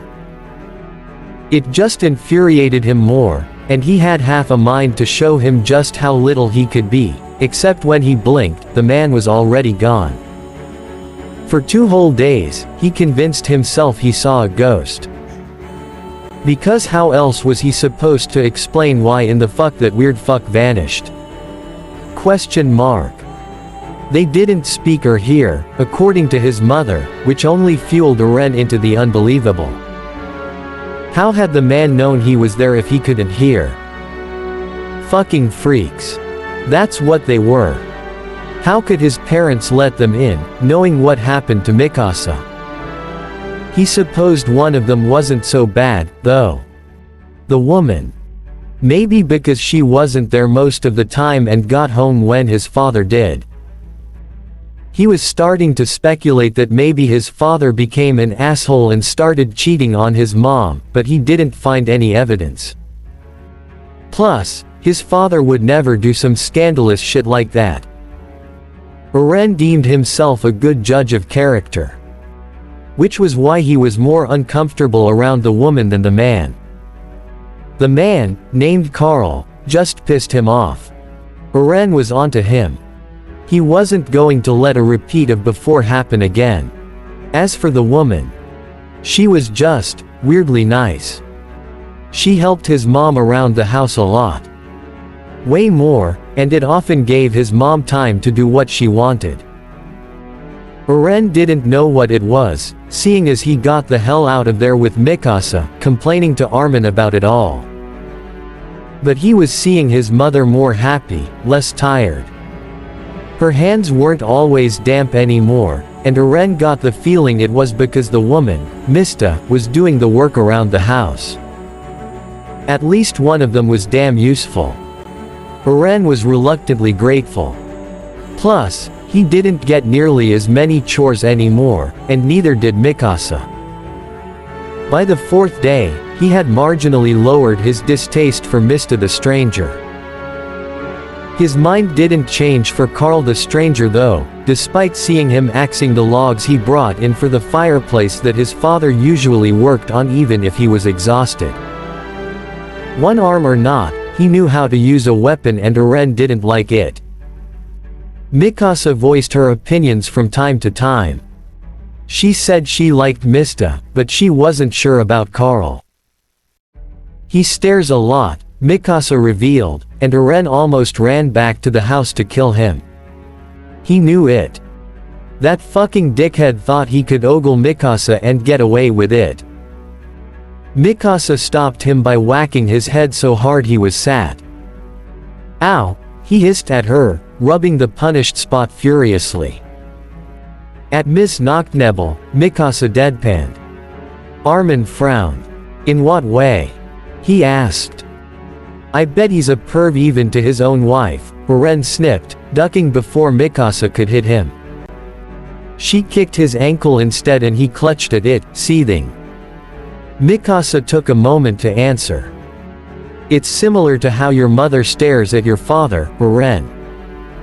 Eren made a confused face. Armin perked up. W with love. He whispered. Ew, Eren gagged. Mikasa nodded, ignoring the boy. I guess so. Whatever, Eren sniffed. So what if he stares at that Mista lady? He's still a creep. Mikasa glared at him. Be respectful. It's Miss Knocknebel. And he hasn't done anything. Yet. Eren threw his hands up angrily. Give him some time, Armin intervened, biting his lip when Eren's glare turned toward him. I'm sure he's just misunderstood. You said he was deaf and mute, right? Maybe he doesn't know how to, well, he might just act differently because of it. But Miss Knocknebel, he grouched, seeing Mikasa's disapproval, isn't as weird as him, Eren refuted. Armin faltered. That's true, but everybody is different, Eren. You need to learn that. I don't want to, he childishly waved off, snapping his head to Mikasa as if to challenge her that she'd swing on him again. He wasn't making fun of Carl's disabilities. Nor did he care that he had them. Carl was still weird. That vanishing incident wouldn't leave his mind, and reminding his friends of it wouldn't get him anywhere. It was useless to repeat it when it was clear they were trying to convince him to give the guy a chance. As if. Mikasa, thankfully, didn't try to hit him again. Instead, she looked rather pensive. I saw Mr. and Miss Knocknebel holding each other yesterday, she muttered. Eren raised an eyebrow. And, Armin seemed hopeful. That sounds romantic. She hummed. They were happy. And they look harmless. She looked at Eren with softer eyes, and Eren puffed up his cheeks in annoyance. He hated it when she looked at him like that. It felt funny. They looked sad. Armin deflated. Do you think it's because they got kicked out of Wall Rose? Eren prompted, furrowing his brows. Where did you hear that? Armin blinked. Your father told us. You didn't pay attention, Mikasa stated rather than asked. This was all news to him. Yes, I did. No you didn't, Mikasa warned. Confused, Eren glared. I did. They're from the underground. Not Wall Rose, he grumped. He honestly didn't care if they were from the underground. In all honesty, he didn't know what that meant. He just knew they were from there. Mikasa and Armin looked at each other, then back to him. Eren didn't like that. What? Why are you two staring at me like that? I'll punch you, he threatened with a slight pout. They never said that, Mikasa told him. Eren stood up. Yes, they did. Mom said. But, I didn't hear that, the girl murmured. He rolled his eyes. Whatever, who cares? The fact is that the guy is creepy. I want them to leave. Forever, Oren snapped, crossing his arms and turning around. Mikasa didn't say anything about the topic after that. Neither did Armin. After that conversation, Oren decided to reevaluate his feelings for the couple that came to live under the same roof as him that night. It was a brooding silence he didn't like. He took extra time out of the 5th day to watch the man for any anomalies, but everything was normal. He did labor in his wife's place while she was away, washing clothes and dishes. He heard the mocking jeers of the men passing by the outer port, but the Carl guy didn't care. Oren formed a grudging respect. A real man took on their insults with grace, as his father once so advised. Oren would personally clock their mouths if that were him. He sort of felt bad. He chased the men away because even if that Carl guy was a freak, he didn't deserve to be called mean names for his disabilities and for helping his mom. Calling him out for doing women's work was the stupidest thing Oren had ever heard. Oren just hated that he couldn't figure him out. There was something off about him, he knew it. He couldn't pinpoint what it was, but he will. Eventually. When the 6th day rolled around, the couple was gone. For a moment, Oren was hopeful. "Where's Mr. and Miss Knocknebel?" He asked his mom that morning as he sat down on his chair next to a sleepy Mikasa. His mother saw right through him but answered anyway. "They're with your father." He took them to re-establish their doctoral occupation here. "Doctoral?" Oren muttered. "Does that mean they're still going to live here?" Quote. "Yes." She walked away. Oren scowled down at his food. He had a reprieve that day with thoughts of some frustration, but overall more free because he didn't spend his time following after the man while dragging Mikasa and Armin with him. However, as soon as the man stepped in through the door in the later hours with his wife, Oren's mood instantly soured and he gruffly left for his room to sleep. He woke up earlier than usual. Very early, it seemed, because his father's briefcase was still there. He didn't find his mother's cooking anywhere. He was about to go into his room and brood the rest of the morning away but stopped when he heard laughter. On the 7th day, Oren opened the front door to investigate the noise just to find Miss Knocknebel clinging onto Mr. Knocknebel, pushing each other around. That wasn't what caught his whole attention though, it was Armin that did. He was laughing all the same along with Miss Knocknebel, though he was quieter. He looked a little sleepy but fine. "Hey," he bit out with confusion, squinting in suspicion when Armin snapped his head at him and froze. Armin, what are you doing over at my house so early?" Quote. The little boy stood, stumbling a bit. Nothing," he said, fiddling with his fingers. When Oren intensified his annoyance, Armin backtracked. "I was talking to Mr. and Miss Knocknebel." He paused, gathering his balance with the help of Mista. "You know, shouldn't it be Mrs. Because she's married?" he asked out of the blue. "What? Huh?" Oren scowled. "She's married. And so what if she was?" He didn't care. "I know that. Why are you talking to them?" he demanded, giving them the biggest side eye. They stopped laughing, at least, Mrs. Knocknebel did. The quiet man was still as emotionless as ever. Armin bit his lip. Because they're nice," he whispered, nervously glancing at Mrs. Knocknebel. Oren raised an eyebrow. "Nice. He grumbled, though it was with perplexity. Armin had just agreed with him yesterday that they were a little weird for people. Since when did he consider them nice? Yes, Armin whispered, shrinking. Eren relented his discomfort. Why do you say that? He offered conversationally, not caring that he was being rude by taking over their private conversation. Armin looked at the two sitting adults, thinking. Eren waited. His friend looked deep in thought, and though he was impatient to discover what was making him that way, he wouldn't rush his friend.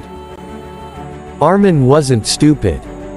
He was soft, sure, but that was okay. If Armin saw something good in these people now that he met them, Eren would need to dislike them less and figure out why. When Eren thought his friend would never speak again, he did. Do you remember last week when I went home by myself? Quote. Eren nodded quickly. Armin's skin became paler. Sickly. He took a second. That night. I didn't get home safe. Eren clenched his fist and his heart dropped. What? He breathed out. What did he mean by that? What? Armin swallowed, rubbing his neck. Mrs. Knocknebel's hand perched on the blonde's shoulders, giving comfort. Eren didn't miss that. What happened? He hissed, thinking the worst. Was that why his friend had been jumpy all week? Armin took a deep breath. A man, I don't know what he looked like. The boy trembled slightly, unconsciously touching along his collarbone. He wanted to touch me. I tried to run away and I did get away, and Armin stopped, breathing out. He smiled with wobbling lips at the sitting adults again, and Eren looked at them, trying to understand. They helped you, the angry boy finally connected. Armin nodded. I just recognized them, he murmured. Eren's eyes widened. What happened? He gestured between them. What did they do? Quote. I ran into them, Armin blurted out. And they took me in and Mr. Knocknebel beat the creep up. The blood we saw on the ground. Eren pointed, gaping. That was what the mystery was, right? Something dawned on Eren. Armin's expression pinched. Yes. Rage came first. That disgusting, nasty, perverted jackass. He roared, and faintly he heard footsteps coming from behind him. That, Joel the drunk. He went missing. He. Shock came second. He's dead. Armin said nothing. He looked sick. A washing, depraved, cold proceeded. Quote. He killed him, didn't he? He muttered, slowly turning his head to the blonde man gazing at him. He sat like a man with no guilt. No wrongdoings. No heroic acts. Armin looked down. He didn't say anything to that. Eren's body was suddenly engulfed with relief. Oh. Quote. Don't say anything, Armin whispered. Please. They'll. Yeah, Eren rubbed his neck, turning back to Armin. No, I mean. It's. Now he felt conflicted. Now he knew why he didn't like Carl. It was because he was a murderer. He was right that there was something up with him, but it wasn't bad. He saved Armin. He got rid of another revolting bastard in the walls. He potentially saved someone else, too. He saved Armin. A churning, annoying guilt gurgled from his stomach. I won't say anything, he said with tenacious conviction. Wow. Eren felt so grateful. And very. He got his answers. Armin uncovered them, like always. What was he to assume of the two grown-ups, now? In his dilemma, he hadn't seen or heard his father's retreating figure. They were more than just nuisances. They were nuisances that saved his friend. That meant Armin could have been seriously hurt, or worse, killed, and He crossed his arms, casting a stern look at Mrs. Knocknebel's concerned sincerity. She sat there, holding onto Armin probably the same way she might have consoled him that night he was attacked, and here Eren was, hating on them from the start. He didn't know. Armin didn't know until this morning. Did Mikasa know anything? I told you we should have walked you home, Eren said, near growl. Armin opened his mouth. Eren grabbed his hand and yanked him forward for a hug. Armin stilled. I'm glad you're okay, Eren said because he couldn't say he was going to kill the bastard. The guy was dead. He was covetous that it wasn't him that took that asshole's life, jealous that he wasn't there to witness the drunk man's pleas for his life. Maybe he was crazy for feeling that way, but it was true. It was true, absolutely, and it made Eren infuriated and livid with envy, but Eren was so thankful. Eren felt Armin's crybaby tears dribble on his shoulder. Me too, Armin said, hugging him tightly with a sniffle. He broke down on his shoulder not a second later, and Eren held him. He made sure to glare at the adults getting up. He wanted to ask them where the fuck they think they were going, leaving him to deal with a crying Armin who deserved hugs, but he didn't ask. Instead, he relaxed his facial muscles into an accepting indifference when Mrs. Knocknebel smiled at him and Mr. Knocknebel inclined his head respectfully. Huh. Maybe they weren't so shitty. Opening square bracket dot. Closing square bracket. They will lead us to what's beyond the walls, Erwin Smith promised. He held his hands behind his back with a confident yet unperturbed gaze upon Dallas Zachary, who, with no hidden dissatisfaction, glared back at his defiance. Ridiculous, he stated to Erwin's demand, but his voice was null with bothered perplexity that Erwin wasn't a fool to miss. He had Zachary in his grasp, albeit a reluctant one. It was an opening he needed and would succeed in receiving. Everyone in the room had heard of the mysterious woman in pink and the Shadow Man. The scouts had confirmed the out-of-wall identities of the perpetrators. Dropped-out artists who survived the expedition sketched a lively appearance that was presented upon the court. Why was the court instated? Erwin pulled back earlier than what was promised and brought in anomalies otherwise supposed to be silent into public knowledge. Foreign features had caught much attention. Unfortunately, not many uninvolved with the scouts believed they found humans outside the walls. Ones that looked nothing like them, no less. The scouts knew otherwise. Erwin, himself, knew otherwise. And though he was known to be a complete nutcase, there was no denying that his rationale and thinking went beyond what most had the capability of thinking within these cursed walls. Inside Mitras in the court, Erwin and the rest of the scouts resided in temporary custody. Levi lingered with Hange and Michi by the entrance, ready to be regarded at a moment's notice.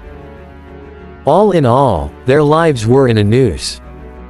Should Erwin Smith deny allegations, they would be incarcerated for actively committing treason.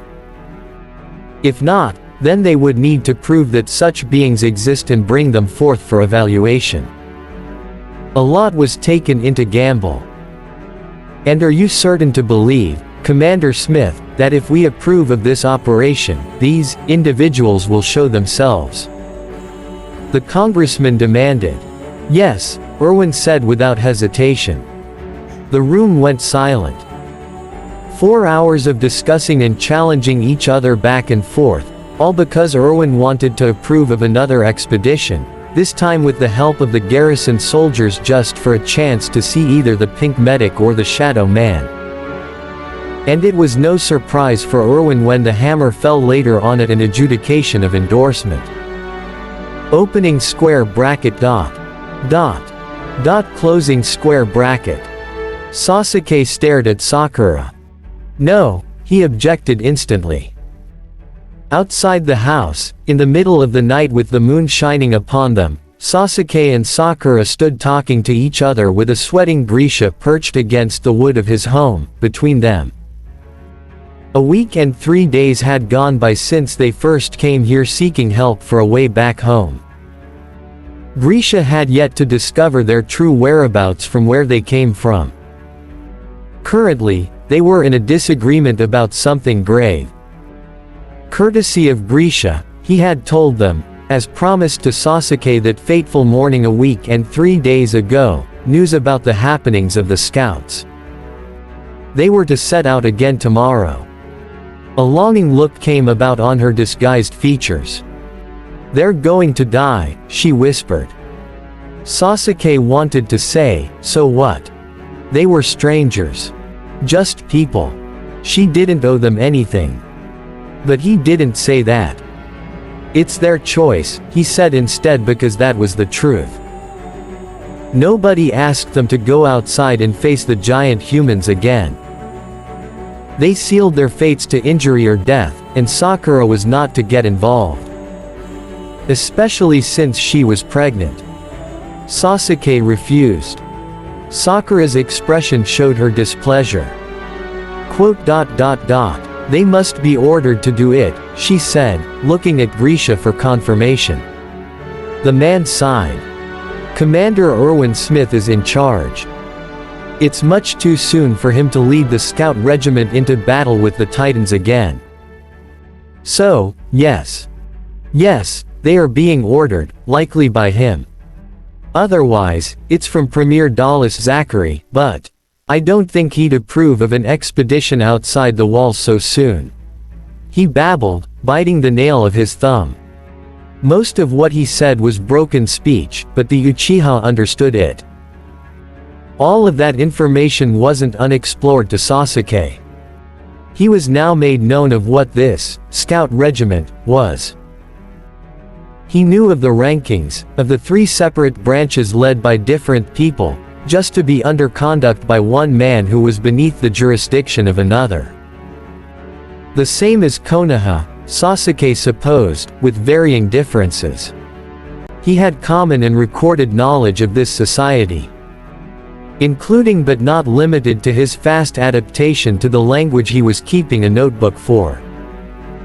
Sakura would want to study it in case Grisha wasn't there to help them comprehend.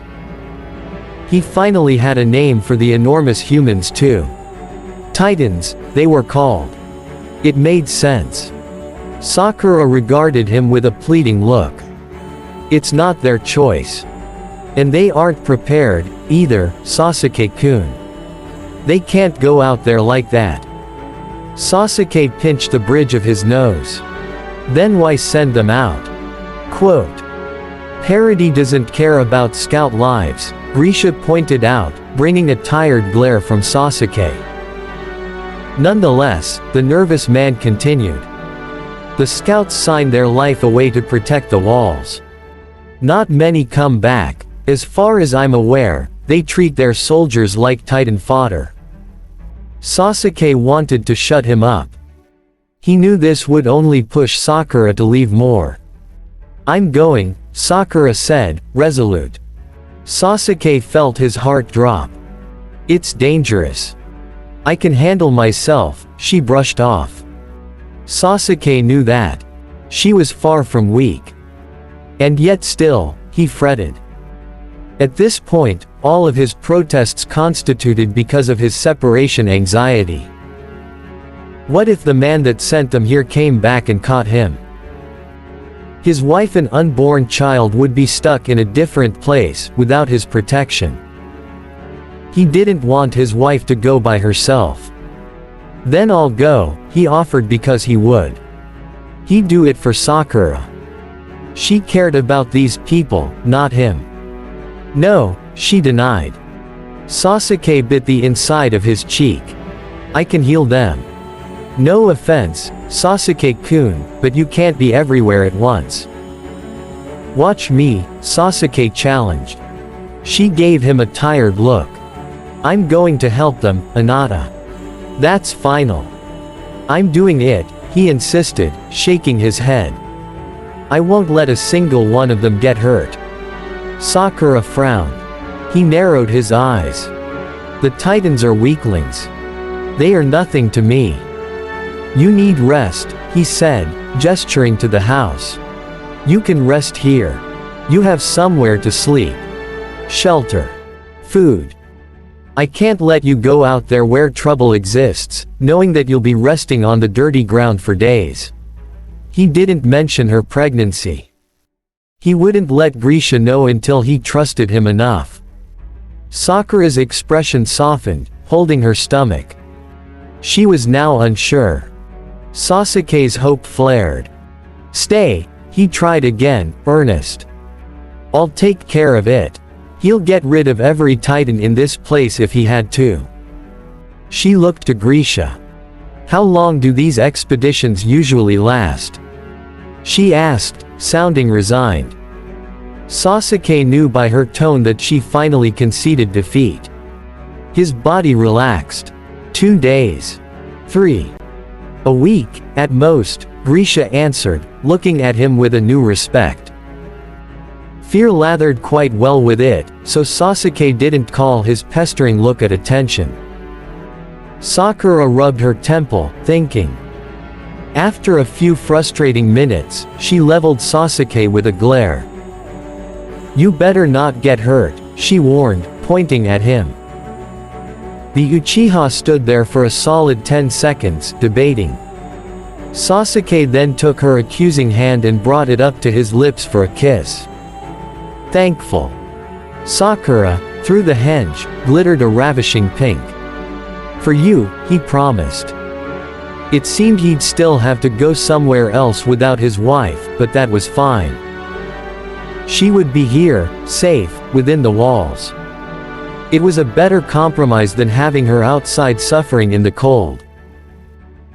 That evening under the stars, after heading inside Grisha's home and conferring his plans for what he'd do once he came in contact with the scouts, Sasuke kissed Sakura to oblivion. He would not see her for days. Days too many. I'll wait for you here, Hinata, she whispered, holding his cheek with the caress of every soundless affection he'd missed out on for years. He cupped her hand, their bodies intertwined together. I'll come back to you, Suma. Opening square bracket dot. Closing square bracket. Sasuke left. Sakura woke up without him. She continued her new practiced routine. She greeted Carla, prepared breakfast, and served it to the boy and girl who seemed less annoyed with her after Armin's discovery. She still didn't know how Armin figured out who she was, but she was happy that the boy wasn't scared of her. He was very eager to be around her. Armin even favored her husband, who wasn't very well liked by children because of his dark aura. Her stomach constricted. Sasuke. Only a few hours after he was gone, and she missed him. Did that make her a lovesick idiot? Maybe. She couldn't help it, though. Her husband would be out there, all alone, suffering the frostiness of the night and they were shinobi. Sakura sighed. Come, Grisha said, waiting for her down the small steps.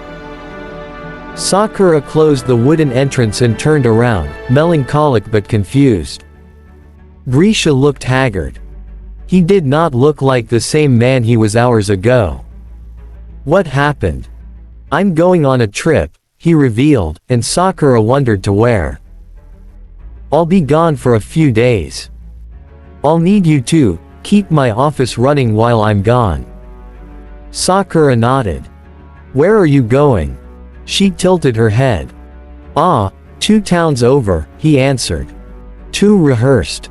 Swift. You're lying, she found out, and she watched him blanch. Quote, "I'm going to a chapel," he corrected just as fast. Out of breath. Sakura didn't question him anymore. He looked like he'd keel over. A mistake, she'd later find. "Okay," she said. "I'll take over while you're gone." There was no sigh of relief.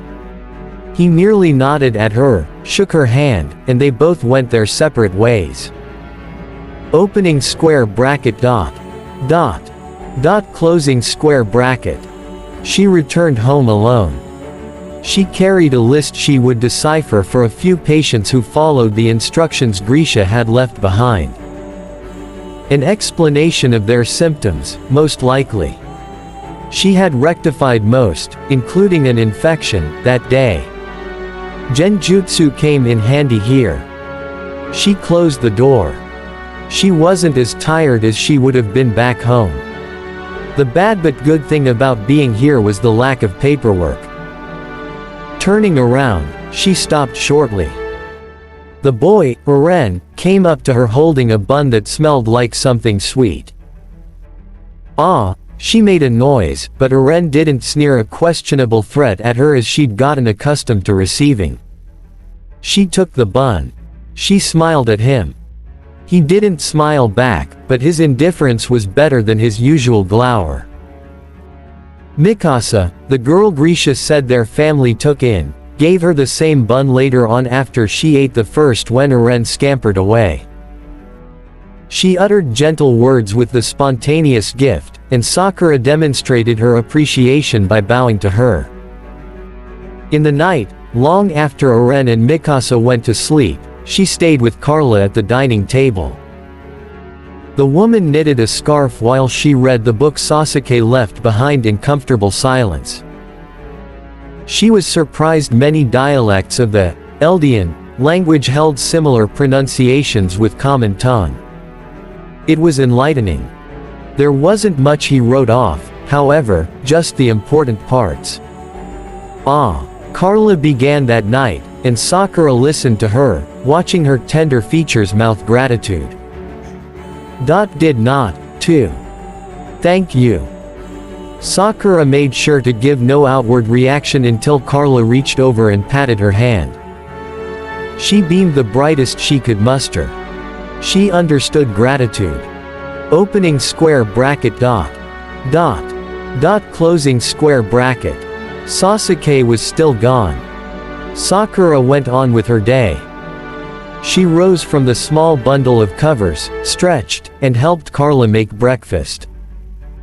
"Thank you," she heard Carla say while she was on her way out. She said more that Sakura strained to catch, but couldn't. That was fine, Sakura thought. She had time to pick up her slack when she came home. Carla would be there, and Sakura would listen and memorize. She left for Grisha's work. There was a bigger line of patients when she got there. She tended to them all, silently. The genjutsu she placed on them did wonders, letting her fix them up in the hush of this lonely room. Was it unethical to use that on them? She bordered on the no aspect of it. A patient should be fully cognizant of what their doctor would do. It was their civilized right. But she knew she wouldn't have an easy time if they were completely aware of their reality. Grisha said women had trouble here. Very rarely did one become a doctor. Different worlds, same compass of idiotic thought. So Sakura had to use genjutsu to avoid unwanted hassles. Also, she couldn't talk to her patients.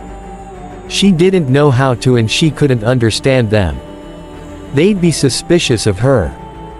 It was only logical, as Sasuke had said those days he worked with her, that they would be put under a genjutsu. It was more leisurely for both parties involved.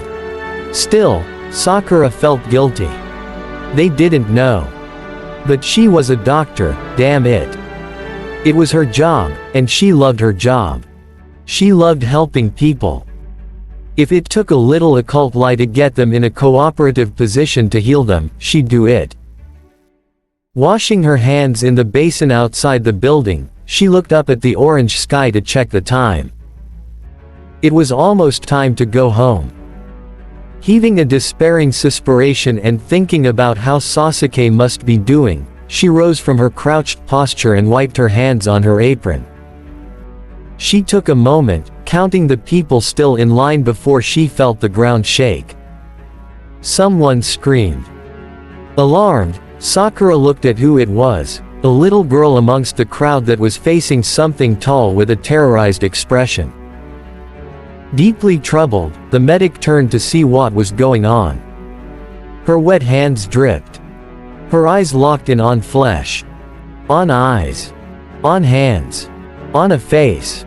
Sakura looked up. A titan was peeking over the walls. Chapter 6. Deliver us to the stars. Erwin had heard many complaints since he'd announced the next operation. The antipathy was fair, he thought as he gathered his horse the day of. So soon. There were hardly any preparations made. It didn't matter that the previous expedition balanced the budget for this one. It wasn't an ideal decision, even he knew that. What he was doing was initiating a discord that inferred the doubts of his soldiers into a portent orb of flame that could cook him any minute. Erwin had no solid plan. He had an idea of one. He pictured where he would lead his people and what they'd do to achieve the desired results, but there was no proper finish. When he retrieved what he sought, what then? Erwin hummed, calm despite the storm brewing in his mind. What then, indeed? He had a distinct thought of that. Just one. But it would require a catastrophe to be brought about, and Erwin. He was going to take the gamble for it. If things didn't go as he expected, that was fine too. There was more opportunity to bring about the answers he so craved. It damned him, really. If they had been ordinary people, Erwin would have locked in on that certainty he had carried since he was a boy. His father's death would have had an answer. But they weren't ordinary people. He wasn't sure what they were. With hardly any deaths or the use of medicinal material, there was no basis for Erwin to use funds on unrequired items. Most of his soldiers had recovered completely, so funeral finances were down to nothing. And all of it was made possible thanks to them. They had stayed, praying on their knees in gratitude to the targets of this mission outside the walls. The pink medic Hange had so named, and the shadow swordsman is so described by himself. Two beings. Two mysteries were added to the pile. Most of the scouts called the occult stranger the Shadow Man. The injured ones deluded by their passing ache that day when they were found thought he had been the Reaper himself. Erwin brushed his horse with gentle fingertips across its mane, the white stallion that mocked his true image, thinking. He still had no idea how they got away. He had them, right there in his grasp, and like a stutter in time, they were gone the very next second. Were they gods? He had asked himself every day since they'd been gone. They were, if they were gone just like that. He placed a kind hand on his horse's snout. He'd get his answers. He knew they were something outside of what humanity was. If they could not provide answers with their lead to more humans in the outside world, then they could answer him as gods. Erwin didn't know if humans outside the walls carried power like theirs. They may have been the only two that had them. They might even be the sole humans left out there. Whatever they were, Erwin would find out. This was a chance. Stepping away from his horse, he turned to regard an approaching Levi glaring daggers at him. "Ah, Levi," Erwin smiled easily despite his companion's hostile nature. Out of everyone here, Levi was the most displeased by his decision. "You're right on time. How was your morning?" Quote. Levi scowled even harder. It was shit. Just like this whole thing is shit. Utter. Fucking. Shit, he snarked, and his aura of irritated lethargy was obvious in his pronounced eye bags and bloodshot eyes. He was particularly more vicious with his words as of right now. Erwin would not fail. I'm sorry to hear that, he appeased because it was true. People woke up in bad humor today, and Levi, who handled some paperwork, had been up all night finishing up the applications in case everything he was building went to waste. Erwin was sure he hadn't slept properly the entire week. He felt bad for him. His future self, too. He knew already. But it didn't hurt to attempt, did it? Who knew? Maybe he'd get what he wanted. You're not, Levi challenged, but he remained by his side instead of leaving. I've gathered everyone. Erwin inclined his head. Thank you. I'll meet you all shortly. He opted not to refute his friend's statement. Some of it was true. If he had truly been sorry, he would have postponed this expedition months later. But he didn't. Levi scoffed. Don't thank me for anything, he answered and walked away, leaving the pondering commander nestled next to the stables. Erwin watched him go. This will be worth it, he promised himself. It would. Opening square bracket dot. Closing square bracket. Erwin felt like the sun was descending upon his mercy today. They galloped fast and far. Soon, the wall became but a long-awaited cinderblock tower, close enough to be several hours' worth of travel. Surprisingly, there were no titans around to snatch them up. This was only serving to benefit the commander. The less hassle to garner attention, the better. Soon, suspiciously, morning became midday and midday became evening. There were a few titans here and there but hardly any. 3, 4 at most, all short, about 6 to 8 meters. Again, odd. Erwin expected more. Maybe 12. Maybe 17. As he settled down for the evening in eerie thought, he wondered why. Where were the titans? Why were there so few? Could it be the pink medic and shadow swordsman killed them off for our sake? Erwin shook his head. No. Maybe he was deluding himself. I spread the news for this exact reason, he argued with himself. For them to find us. Maybe he was onto something. Who am I to say they would care enough? Done being a creep? Levi asked casually from behind him. His shadow lathered over his thinking poise, rousing Erwin to glance back and recover his pensive expression with a mellow smile. I was thinking, he admitted, watching his subordinate's indifference. Nothing better to do. Humanity's strongest soldier was miffed, crossing his arms. Just rolling around in Titan shit. Quote. Amused, Erwin played along. According to whom? Hanger Michi. Admittedly, it was always fun to talk to Levi when he was more conversational than standard. Erwin did not doubt that should he have had this expedition approved months later as was the custom, the brooding short man wouldn't have looked more murderous than usual. I don't need them to tell me that. You can tell just by the stench of this place, Levi grouched, kicking a rock hidden within the confines of the grass below him. Right, Erwin chuckled. Consider yourself an expert now, Levi. Quote. Levi made a face. To set your crazy ass in check. I'm one of the damn best.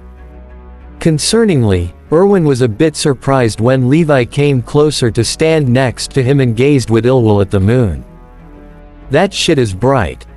It better not wake up any titans around. The theory had been going around ever since that odd, bright beam in the sky came to be weeks ago. Around the time the two potential gods appeared, Erwin mentally noted. Doubtful, Erwin answered. There aren't many. You knew, huh?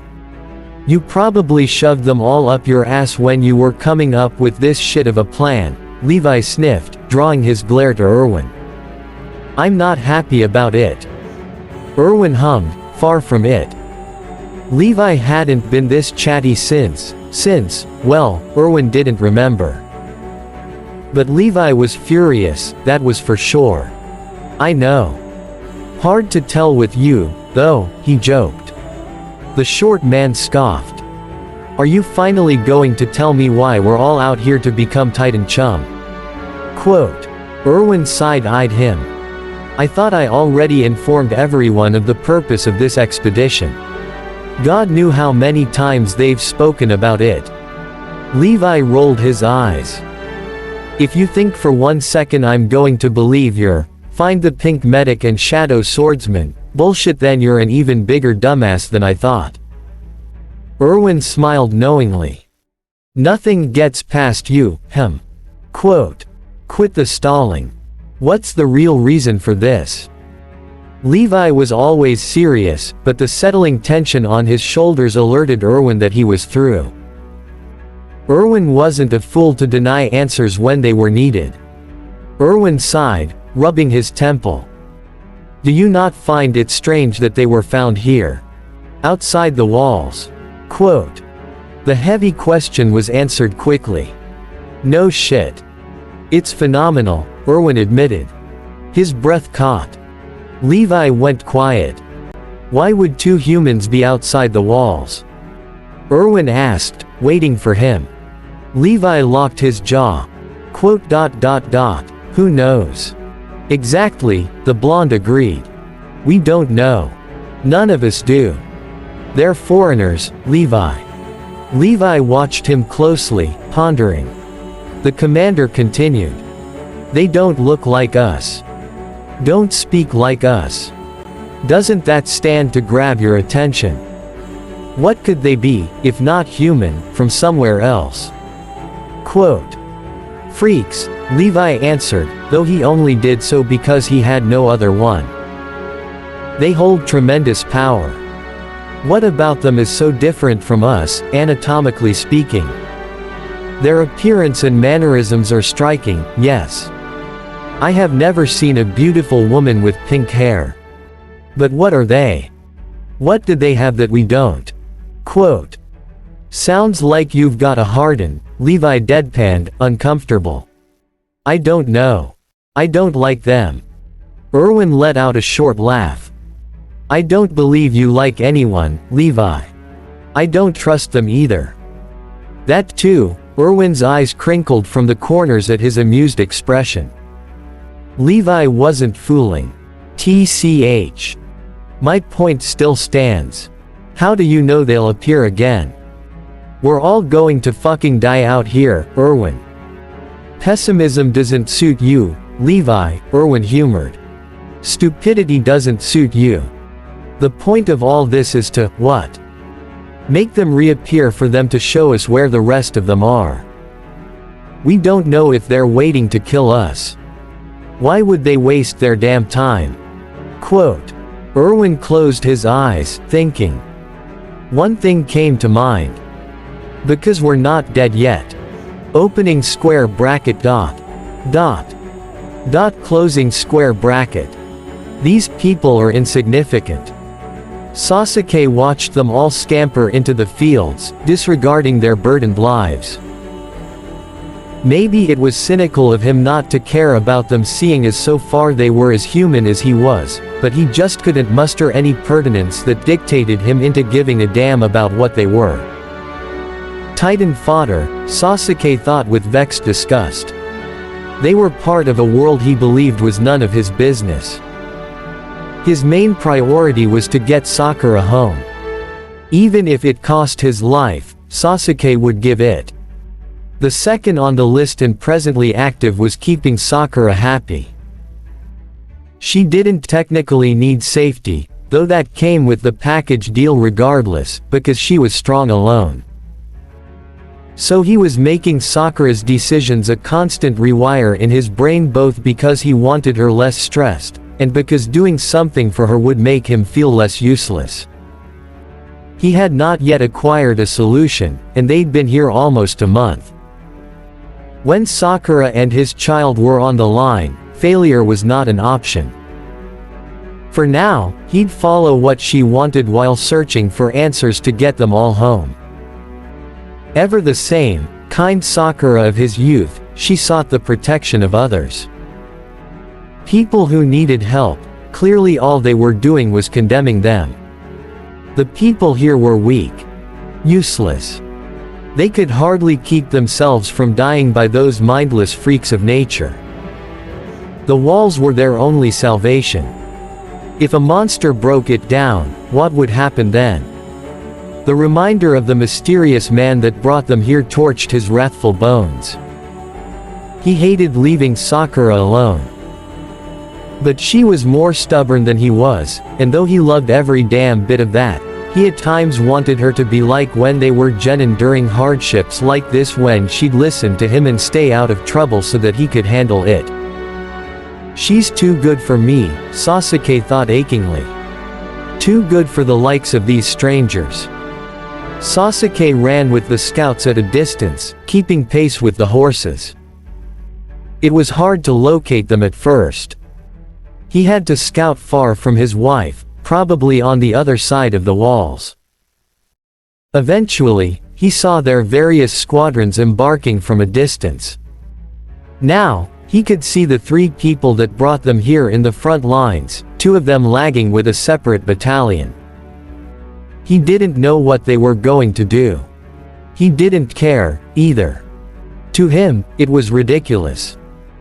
As they galloped, Sasuke locked in on several Titans, as that paranoid bastard Grisha called them, walking forward. Their twisted and disproportionate facial structures surged a disgust in his gut. They were even more hideous than Naruto. He wondered how the idiot was doing. Knowing that loudmouth, he would have likely made a spectacle already if he was here.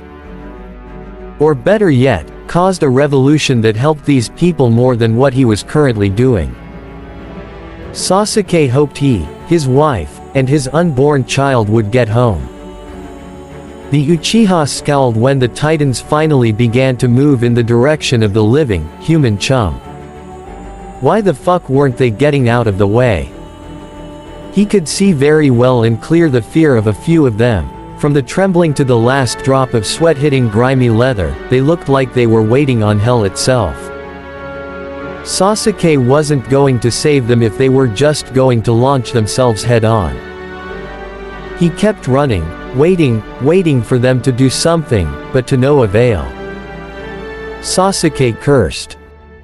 With an increase in momentum, Sasuke left the grass below his feet cooked by electric fire as he followed contact with the Titan, reaching dangerously close to the white stallion. A hole ripped through the chest, closest to the neck, that ruptured away. Again, an overkill, Sasuke deduced, but that was fine.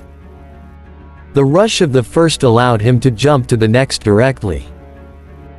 He caught the bright blue orbs of the annoying blonde throwing his life away. He looked smug. Sneering, off he went, slicing away the Titans in front, before circling back to the wave of pathetic soldiers to secure the perimeter. He took out his pent-up rage onto the rampant, gigantic nightmares.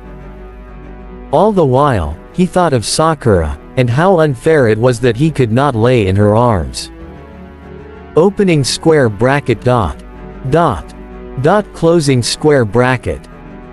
In awe, in fear, and with generous relief, everyone continued to ride as they were graciously saved by the intense, horrendous blue lightning strikes echoing in the sky.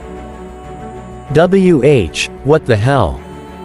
One of them sputtered, a freshly minted rookie from the garrison. Is it him? The shadow. Quote. Some replied in equal disbelief. Scout and garrison alike stuttered their way around, pointing and grasping their heads in an attempt to understand the incredulity of the streaks of static taking care of their potential predators. Others remained silent, taunted by the lights that took down the monstrous number of Titans in less than a second. The scouts injured in their previous expedition were crying, throwing their heads back in silent prayer, and keeping both of their hands touched with haunted exclamations praising God himself, praising the Shadow Man. Erwin, in the front, grasped his reins as a dawning grin found purchase on his winning gamble. Beside him, Levi looked on, trying to process yet again a power that seemed too good to be true. Hange was squealing and gasping, asking themselves if it was possible that the aforementioned god could capture one of the titans for experimentation. Moblet looked like he wanted to bury himself in the ground. Michi was covering his nose, grimacing at the scent of ozone. Nanaba was looking around at the people close to her as if asking them if they saw what she was looking at. Erwin slowed to a trot, as did the rest of them. He waited. He heard thumping from all sides, but he remained calm. The titans were killed off, rendering the area in silence and the sight of steam rolling into the sky, a sign of the Shadow Swordsman's victory. A minute later, the man behind their protection landed silently before him. Tall, elusive, and fearless, the brooding man became a dark pit in the middle of fields of grass. The carcasses of the dying titans evaporated behind him, creating a misty dread that coiled in the stomachs of those who were seeing him for the first time. Weapons were drawn from a good few, unable to understand the development that persisted before them. "No!" Scout Soldier El Jin exclaimed as one of the garrison branch raised the rifle attached to his back, pointing it at the Shadow Man. "Don't shoot." Quote, "Are you mad?" Question mark. The garrison man shouted back, shaking and causing an eruption of discordant murmurs taking one side of each. "He'll kill us. He knows of our sins and he'll kill us all." Quote, "Quiet." Levi hissed at them all. "Nobody attack." Quote. They listened, and the accompanying silence was escorted with mournful cries of many of the garrison. Though Erwin couldn't make out Levi's face due to his focus on the Shadow Man flicking the blood off his sword, the blonde could tell Levi was asking why the hell they brought them along. Erwin needed them to see. There was no other choice. The military police came too, very few of them in fact. Zachary was requested to, but the man outright refused. Erwin didn't fault anyone who did. Anyone of all branches of the militaristic government came to witness today, in place of the injured and dead soldiers of the last expedition. It was last minute, so Erwin understood that everyone part of this expedition would only be out for 2 days at most. A test, Zachary allowed. Erwin passed. For all everyone currently available knew, this mission would either kill them all or save them. For once, Erwin allowed himself a genuine smile. "Erwin," Michi came up beside him on his horse, expression hard. Erwin's features slackened to controlled indifference as quickly as the smile manifested. "Your orders." Quote. Erwin took in the Shadow Man glaring harshly at him. Or was that his normal face? Erwin couldn't rightfully tell. He glanced at Michi, decision made. Quote. "Cease any attempts made on this man." He looked toward the soldiers, making sure his voice was loud and clear. "We will escort him back. We have come for what we went out for." He didn't add that one of them was missing. The pink medic. Out of the two of them, Erwin expected her the most. She made it evident she cared for human lives. She was the one he was mostly hoping he would see, seeing as she was cooperative with Hange when it came to attempts at conversation. Being saddled with the Shadow Man brought unforeseen complications. He could well enough leave. Or use that trick he not so fondly remembered was a ruby red eye that looked like the damn devil himself. He couldn't risk any further in hopes that the Shadow Man was willing to show them the rest of the humans. Only the pink medic kept the Shadow Man anchored. If she wasn't here, then was he right to assume she was within the walls? Breathing deeply in resignation, Erwin regarded Hange with a nod. Hange. If you will, he gestured to the dreadfully unmoving man staring them down like a demon in the night. Those legends that entertained skinny, human-like creatures roaming around were starting to have merit with how intense the man held his attention. Hange was already off their horse, giggling erratically. You don't have to tell me twice. They cackled, and a very concerned Moonlit colored white, turning toward him in slight betrayal and wanting to make Hange stop. Erwin conveyed as much assurance as he could with his face, which must have worked because Moonlit focused back on Hange. Everyone did. The murmurs were gone, replaced with a censuring silence convicting them to their new sin. Some of the soldiers gawked at Hange's mindless display of recognition. Erwin refused to grip the handle of his bridle in white-knuckled anxiousness when Hange waved at the shadow man upon their enthusiastic approach with no regard for their life. Levi was seething, deathly attentive to their friend. None of them knew how the shadow man would react. So far he had yet to kill them, and Erwin had a very good feeling that the shadow man wouldn't harm them, but his previous hostility when they came close was running like a spreading fire in his mind. Hange could very much die, right now. But Erwin hoped for better. He knew better. Why save them if he was going to kill them later? The commander had a sneaking suspicion the shadow swordsman was following the order of the pink medic. She had been the one to care for them. Why would the shadow change his mind? Unless he, too, sought for their safety, and Erwin was wrong to assume otherwise because of his dark nature. He'd see for himself. Go, he heard the shadow man speak, and Erwin composed himself before he jolted. Everyone behind him was fearfully silent. Hange gawked. No. Safe, here. Jumbled, awfully spoken, but Erwin heard loud and clear. Wow. He heard Hange exclaim, and he had half a mind to ask for them to return to their horse, but he didn't when the shadow man made no move to kill. You can speak. What else can you say? Wait, you're warning us about the Titans, right? Don't worry, they're just being silly. We can take care of them just fine. Well, most of us. There's a lot of chicken shit among these folk. They gestured happily to the formation with a snicker and a fix of their glasses.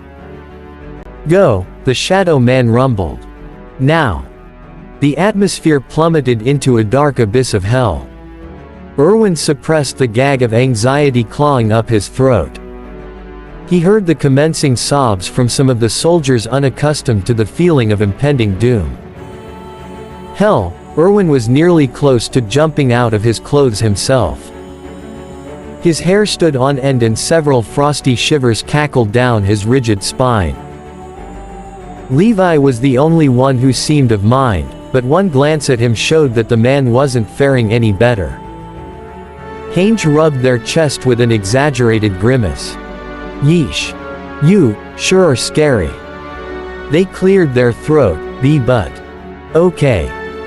So, we shouldn't be here, that much is clear. Can you tell us why? Besides the Titans. Is there something else you know that we don't? Wait. Can you understand what I'm saying? Speaking is one thing, but comprehension is another. Quote. The shadow man took an intimidating step forward.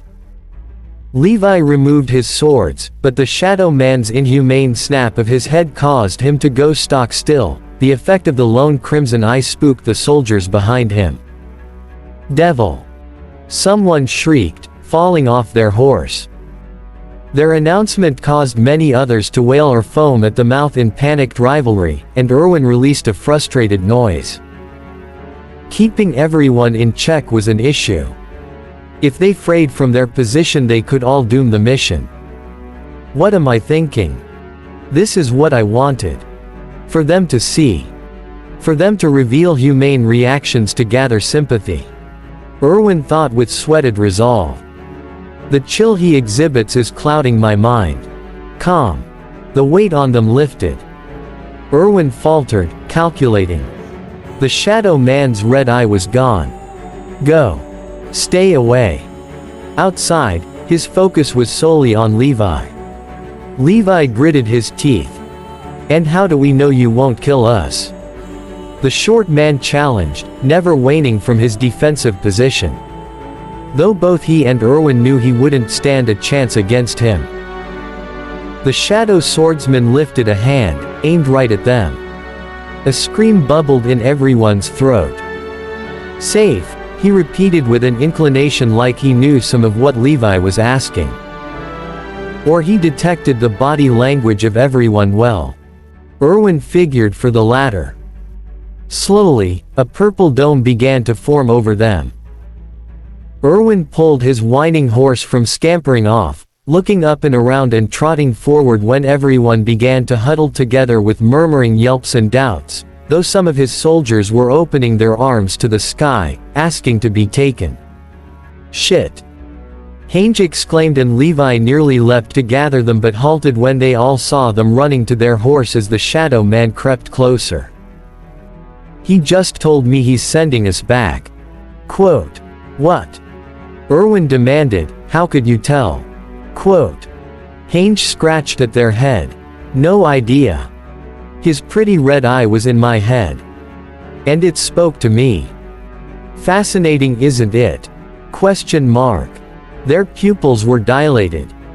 Erwin knew not to dismiss his subordinates' insane observations. He too had seen the same red eye they spoke of. Had the swordsman learned their language that way? Could it be that this was an illusion too? Or had Erwin finally become as deranged as Levi claimed him to be? Too late for that, he thought as the lavender dome closed around them, leaving no exit to be found. Erwin sharply addressed the shadow man. The man stared back, eyes narrowed. Follow. Taking it as a warning, Erwin barked out orders to settle down and maintain formation.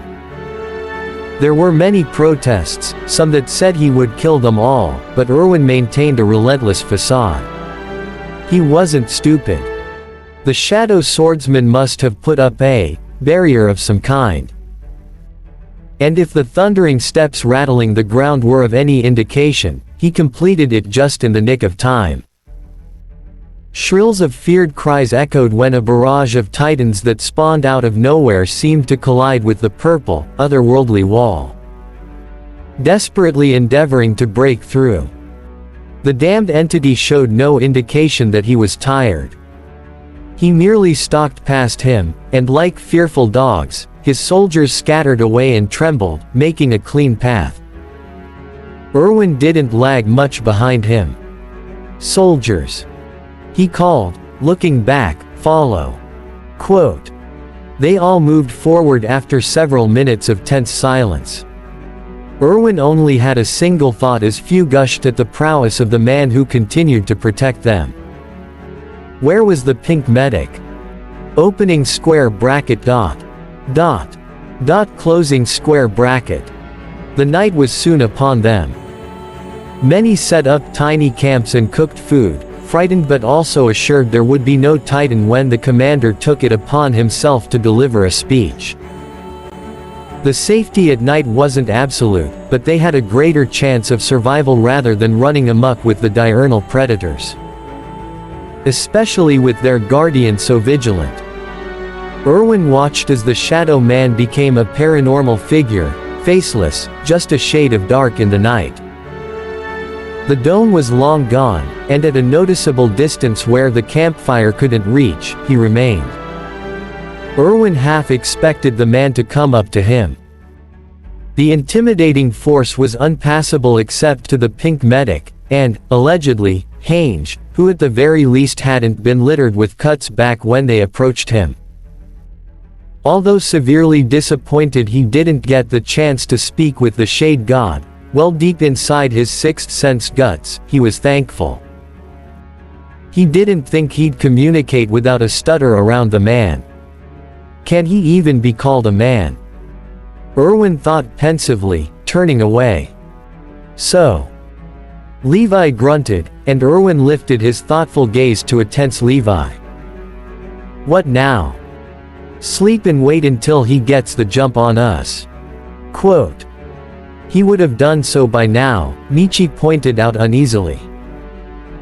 His nose still had that wrinkle about it like he was inhaling the stench of shit, and the flickering fire caught on the creased edges with shadowed colors of pastel yellows. You can smell naivety now too. Levi grouched. Michi shot him a dry look. No. Just fire. Then why does your face look like you stepped in a pile of shit? Quote. Michi took a moment to ponder the question. Then, with a disturbed glance over Erwin's shoulder, he settled his eyes on the two men sitting on separate logs. I can smell from long distances, as you well know. The issue is that from this span, I can't smell him. At all. But if I hover close enough where I'm at arm's reach from him, he smells like something sinister. Erwin studied him intently. You're sure? Quote. No, Michi rubbed his forehead. Then what? Levi's eye twitched in agitation. I don't know. The smell changes. Sometimes it's overwhelming. It smells like nothing but spice at the same time, like you're inhaling coal smoke and it's choking you to death. Other times it's confusing, lighter. Less stuffy. But also before it rains, when the atmosphere is humid, Michi explained. He frowned. There's something about him that's not human. We can tell, Levi drawled. Erwin didn't say it out loud, but he agreed with Levi. Michi crossed his arms. The statement is evident enough, he confessed with a begrudging sag of his shoulders. But I'm serious. He doesn't smell like a titan either. He smells like something else entirely. Likely something beyond our comprehension, too. And you get this all off a smell. Levi mumbled, dead in the face. Michi nodded. Before Erwin could insert his observations on Michi's updated info, a stillness permeated throughout the area. It was felt more so than heard, and that was because, upon immediate inspection, his subordinates had gone a corpse-like quiet. Everyone gazed in one direction. He's moving, Michi whispered. Erwin craned his head enough for it to hurt just to get a look. The shadow swordsman kept his distance, but the crunching of the grass while he walked from one end of the camp to another was exceptionally loud enough to seem like he was close. Nonetheless, the man paid no attention to them. He passed along like a predator without a glance until he stopped by where Hange resided, who had ceased their yapping to grin at the shade. Hey! Quote. Erwin heard Levi inhale sharply. Hange waved, and the shade answered by regarding them. Come sit. They pointed boisterously to the empty seat next to them that was, in fact, not empty because Moblet was shushing them from said seat. His insistence to be quiet only made the brave, deranged researcher louder. Nobody expected what came next. As if Hange had befriended the shade overnight, the cloaked man considered them for a few tense minutes before changing his course and heading toward them. Michi gave him a wide-eyed look that Erwin shared with Levi too, though the short man was having a difficult time hiding his extreme discomfort, so he went unacknowledged. Did they do it? Erwin bridled with hope, leaning forward in his seat in suspense. The stillness in the air was palpable. The shade with no name eyed Hange once close enough for an easy, swipeable kill, who, carelessly, scooted to the side and patted the wood they cut down not long ago. Erwin caught sight of several people who began to weep or hide themselves, including the ones who refused to acknowledge the intimidating presence in fear of judgment. Moonlit stood up ramrod straight when the shade shifted close enough to get hit. Many gasped. Here, Moonlit shakily put a foot over the log, stepping back and away. Take my seat. The poor man was sweating, though Erwin could tell his intentions were earnest enough. Fear was an unmistakable trait Hange's partner had collected over the years. He's harmless. Hange slapped the back of Moonlit's thigh, fixing their glasses. Moonlit made a face. The shadow swordsman had yet to follow through with Moonlit's polite offer. Sit, we don't bite, promise, Hange assured, bold enough to reach for his cloak. The elusive man considered them for a solid, threatening minute before doing as they told. Erwin immediately shared a look with the others. Nothing much else happened. Erwin refrained from staring lest he disturb the peaceful man enough to leave, though others did not share his sentiment. They watched with rapt attention as Hange offered the man seared pig meat 20 minutes in, which the man had taken with careful grace by the end of the stick. So he eats, Erwin jotted down in his mental journal, debunking part of the theory that the pink medic and shadow swordsman belonged to an otherworldly phenomenon. Hange's generosity inspired others to act out. Gracious and O omnipotent our Reaper, I beseech you, please take my lowborn offering. A teenage girl, 16 at most, bowed her head with a small jar of honey held above in a shaking hand. Her small figure trotted carefully until she was on her knees next to him, an hour after the swordsman finished eating. Tears glistened from the campfire that was close to burning her skin. The hell? Levi mumbled, and Erwin was sure he was confused about how a recruit was able to hide something so fragile. The pondering commander figured that because his soldiers were likely to encounter their saviors today, people must have brought offerings without his knowledge. The shadow swordsman stared down at her. The girl continued to tremble, poisoned by his gaze. You have spared my meaningless life, have saved my brother. She swallowed with a choke and slowly inched her head up, thick, salty tears pouring from her eyes in earnest. She began to sob when she met his gaze. Erwin withheld a wince. Please, please bless us.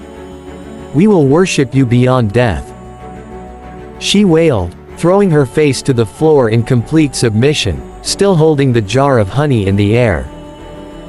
TCH. She's lost her goddamn mind, Levi hissed through clenched teeth.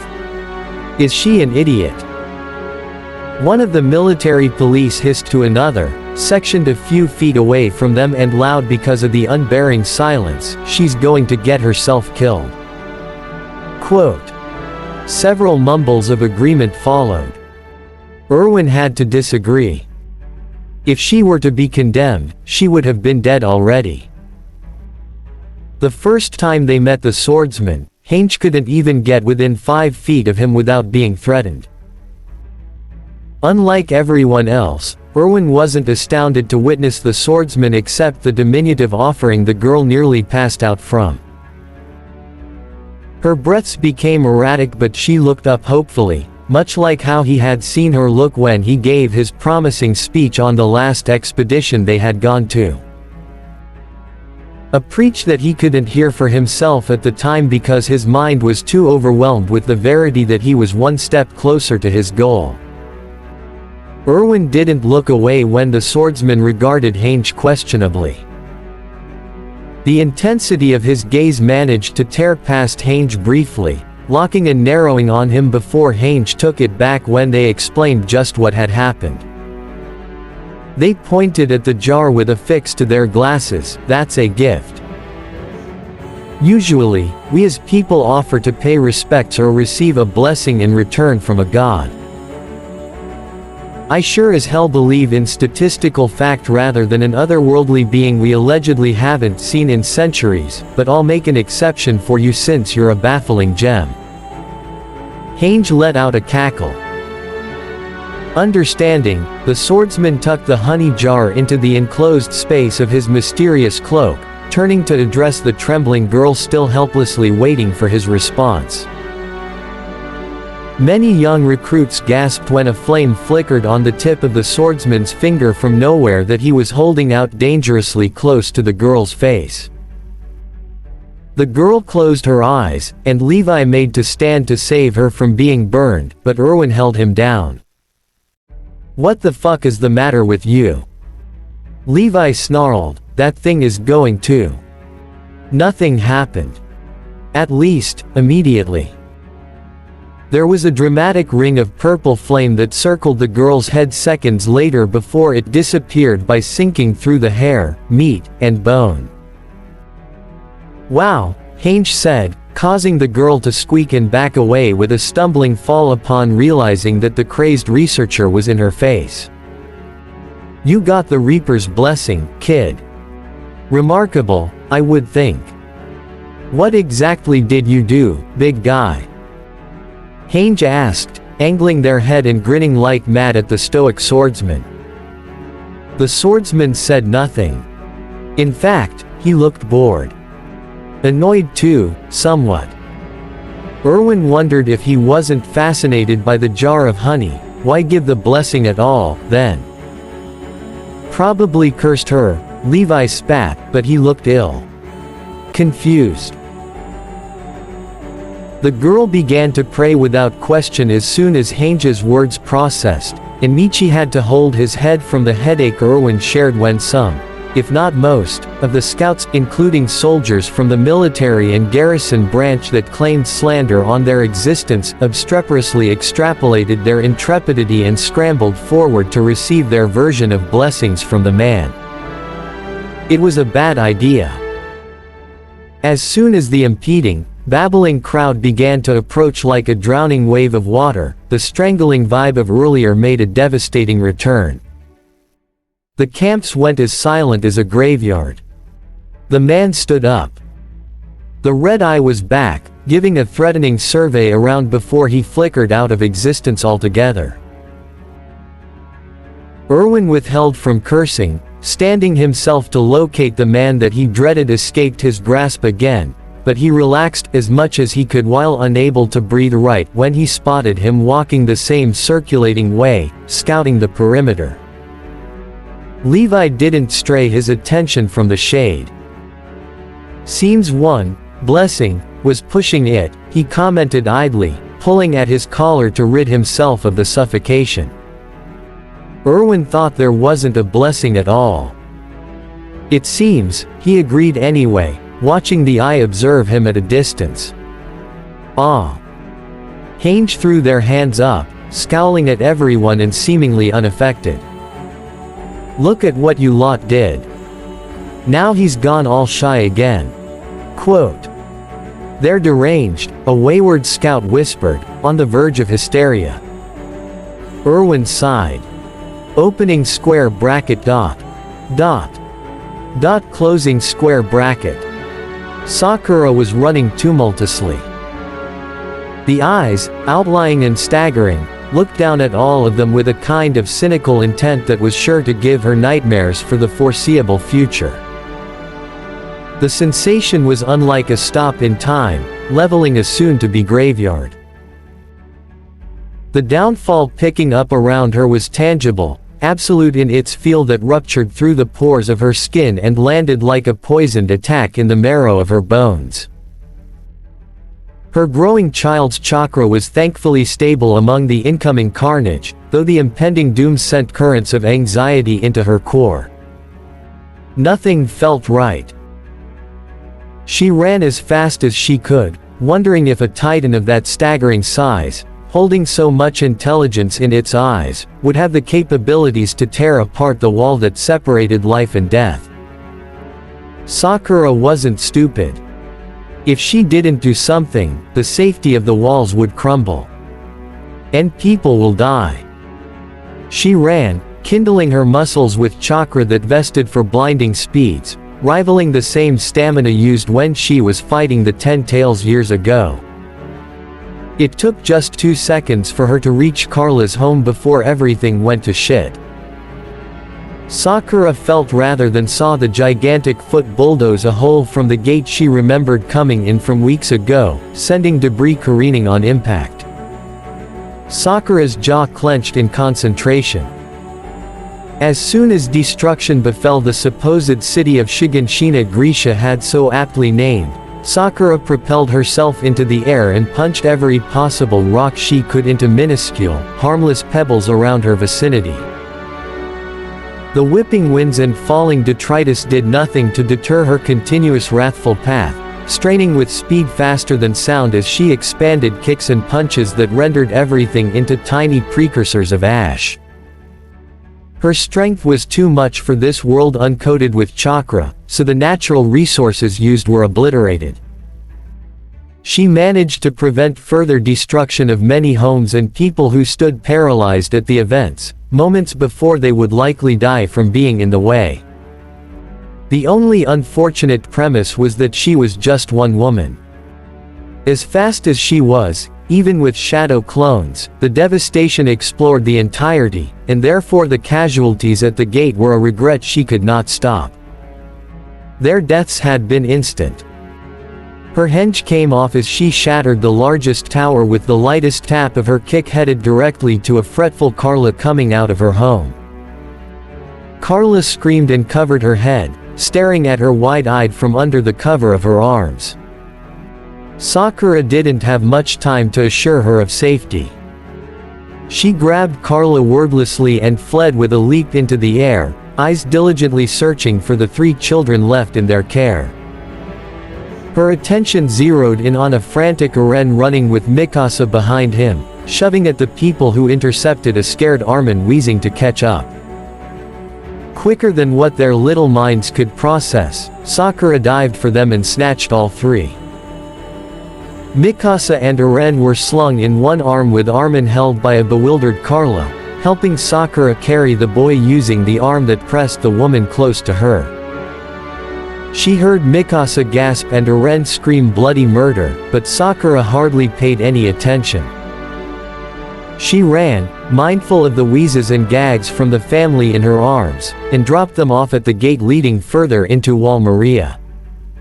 Far away from the devastation, Sakura gave them one last look over her shoulder, retaining their dazed and horrified expressions to memory before making her way to collect the rest of the people.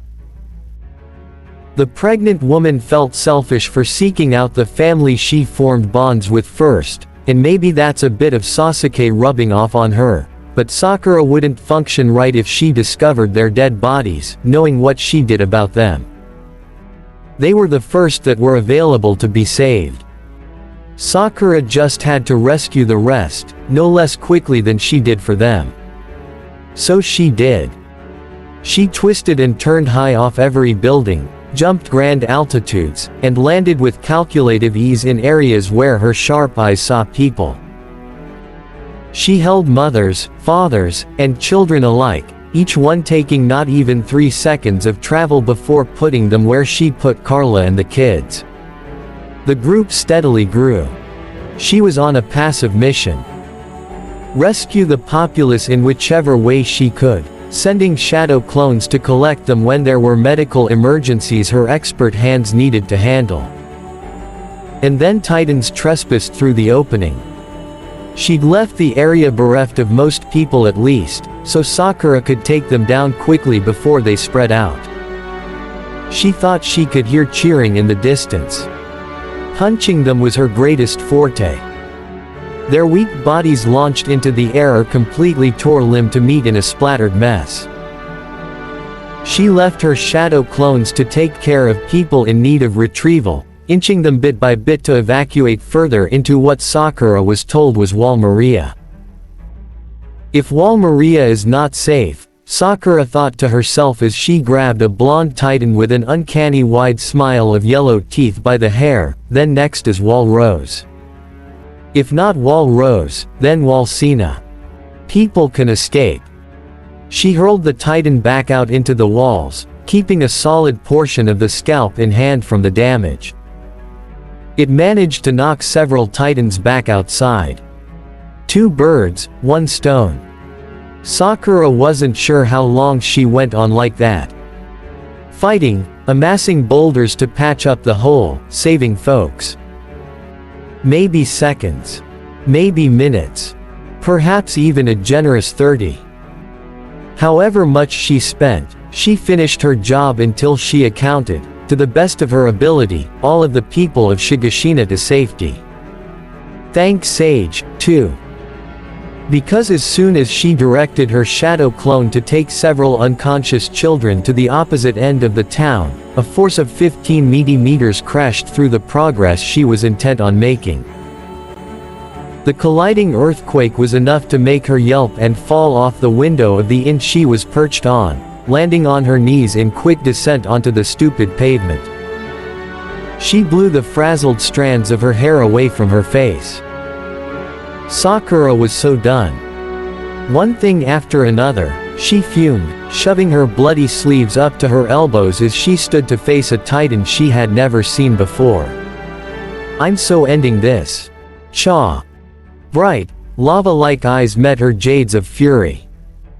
The mouth opened to reveal a seething torch of fire, but Sakura was undeterred. She rushed it. Sakura let out a war cry. And punched the entire titan in the armored skin clean off. Opening square bracket dot. Dot. Dot closing square bracket. Shan Eru. Quote. Eren couldn't believe what he was seeing. Among the survivors of the unprecedented attack, pressed protectively against his mother who had Armin and Mikasa wrapped with her other arm, the young boy watched with hopeful awe as the legendary pink medic destroyed the never-before-seen titan with reinforced skin. The woman named Goddess left nothing but the head that clung on, one that dropped unceremoniously outside the gaping wall after several catastrophic stumbles that Eren had taken gleeful satisfaction from. At first, Eren thought he was going to die. He had seen the titan and froze in death-like fear, choking on a lungful gasp as his shaking eyes focused on the pair ominously staring down at them. When the disgusting thing ruptured the wall and caused havoc he had only ever seen in his worst nightmares, Eren numbly realized that his mother was close to the wrecking. The horror that lathered his soul in thick realization was devastating. Immediately he ran in the direction of his home, crying and desperate and pleading to the god that never answered him before to let his mother be alive and well. Until he was in the air without a moment's blink, and then back on the ground that followed a wave of unbearable nausea he almost spilled on his mother's shoes. Saved, noticing, by the glint of pastel pink. That's her. Armin whispered with generous marvel, and Eren whipped his head around to face his friend. What? What is it? What's her? Question mark.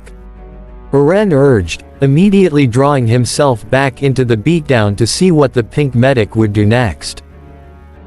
He had the luck to witness her grab and throw the titans that remained either through the made hole or over the damn wall.